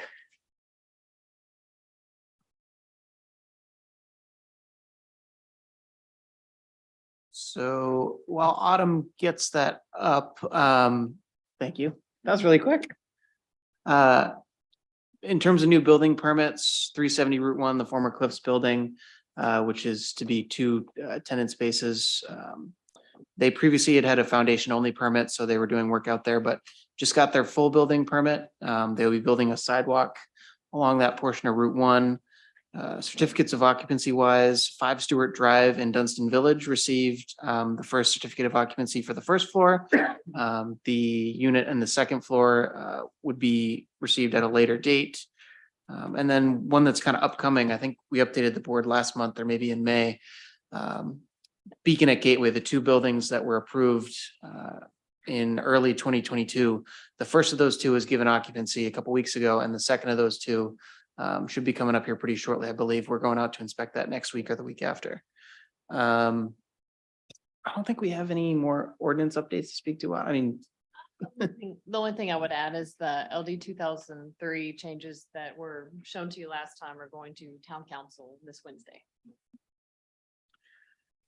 and then as far as the planning board review process, we spoke a little bit with Rachel about this today, but one of the things that we're finding is that to get more sort of buttoned up projects to the board and to be able to kind of make things a little bit easier for both the staff, the applicants and the board, we are looking at changing our review process. So just sending out all projects to the planning board, and then having the peer reviewers and the development review committee, all the different departments in town look at it, and then getting the comments together, and then based on that, setting the agenda. So we'll say, here's 5 projects that were submitted, maybe only 4 of them go, maybe only 2 of them go. And we'd update you roughly the week before the meeting. I know in this slide, it says those would be sent out the Wednesday or Thursday before the meeting, but we just looked at I believe it was our charter requires a week's notice to post the agenda. So it might be a little bit sooner than that. So I don't know. Nothing will really change in the way you receive things, other than you may not have the agenda. We send you out a full packet of electronic files about 3 days after we get those. And so we are finding that oftentimes those things aren't complete and they're really not ready until we get into the review. And so we're trying to figure out a way to not set the agenda quite so early. And speaking with Rachel, there's always an option of setting the agenda and some disclaimers on it, but we're still kind of playing with that. So if you see some changes between now and the end of the year, Eric and I are going through some different process changes and trying to make some amendments to the way we get things reviewed and how quickly we turn them around. So just warning you. Yeah, I mean, the intent is to ensure that what actually comes to us is ready to come to us. Correct. Which is, if you notice, sometimes there have been items that are tabled. Because upon conversation, then they're not ready. The applicant may have wanted to go forward and gotten stuff in, but then as reviews start to come back, it's like an, this applicant isn't ready. We can review them, we can yell at the applicants, we can tell them they're not ready. But it works a lot better if they work longer with the staff to have something that it really is ready to go to us, so that they stand a better chance of moving a little faster, and we save some time. Our time is honored in terms of what comes to us really is ready for us, rather than having us try to fix something. So not sure how it's going to work, but we're going to try and figure it out. So we do need to remain in congruence with the staff, with the ordinances and the review specifications. But we might want to end up being a little more flexible in terms of seeing a final agenda. But we would know ahead of time at least what's kind of coming. So the staff is working on that, and I just jumped into the staff report. Anything else, Eric? No, that was great. Thank you. The only other thing we'd note is that after pulling everybody's availability, it seems that for the next meeting on August 7th, we'll be able to do a workshop with the fire department at 6 p.m. to kind of go over what they review in subdivisions and site plans. I know they're very eager to talk with us, and I think we're eager to have them as well. And if I can chime in too, I know I appreciate the planning board, I guess, listening during workshop and kind of going through the stormwater piece. And I know, again, now talking with the fire department, you guys are balancing a lot of different requirements for each site. And so I appreciate you guys taking each one kind of independently. And one of the things I just wanted to bring up and follow up with, but because I know stormwater is something that we talk about all of every applicant. And so I appreciate that you guys take it seriously and make staff our lives a little easier. And the fact that wanted you guys to understand that when we talked about our permitting, I have to report to DEP every year. We do our annual report on all of our development sites, all our construction sites, everything we're doing after the construction, all of that gets reported, and it's whether or not we're in compliance, is if they're in compliance. And I know the board hears over and over again, applicants stand in front of you and saying, DEP says this is okay, DEP has approved it. Unfortunately, there are two sides of DEP. And what that is really speaking to is their Land Bureau side, which does the site law, stormwater permits. And so you do get a lot of times, this is the statute, this is what they're following. Unfortunately, when I'm reporting out on all our sites, I'm reporting to the Water Bureau, and they're very two separate entities of DEP. And so one of the things that I guess I just wanted to make sure the board is aware of, and DEP will say this to us, the Land Bureau, when they're providing their permit and those requirements, they're really focusing on water quality. They're not looking at the quantity coming from the site. They really rely on us as local municipality and you, the planning board, to address those local concerns, addressing the flooding associated with local concerns. Because if you look at the DEP requirements, say chapter 500, it's not very robust at all when it comes to flooding standards. They really rely on local knowledge to know where that is needed and not needed. So that's where, unfortunately, that burden becomes your burden. But I appreciate you guys taking that seriously, and that you can always require more than that. Thank you. I was gonna add one quick thing. We really like the workshop responses and your availability. So if that is okay with you, we're going to probably continue. We have a whiteboard in our office with about 12 different ordinances that are coming up. And it's really a great way to get through them, I think, where you can ask questions if that's okay. So please don't, if it ever becomes not okay, just say in unison, no. But we're gonna keep putting those out there. I'm just warning you. I'd like to hear what they go through with the app. So then we don't typically get. Yeah, I'm just gonna jump in here as kind of part of a planning board comments. I attended, on behalf of the planning board, I was invited to attend the Chamber of Commerce annual meeting when they presented what was going on around town and included the work the planning board had been doing. And a couple of the fire chiefs were there. And I went up to them and I introduced myself and said hi, and I'm on the planning board. And they said, we've never talked to anybody from the planning board. We've never met anybody on the planning board. And I said, well, we use you guys to help us with stormwater and with safety issues.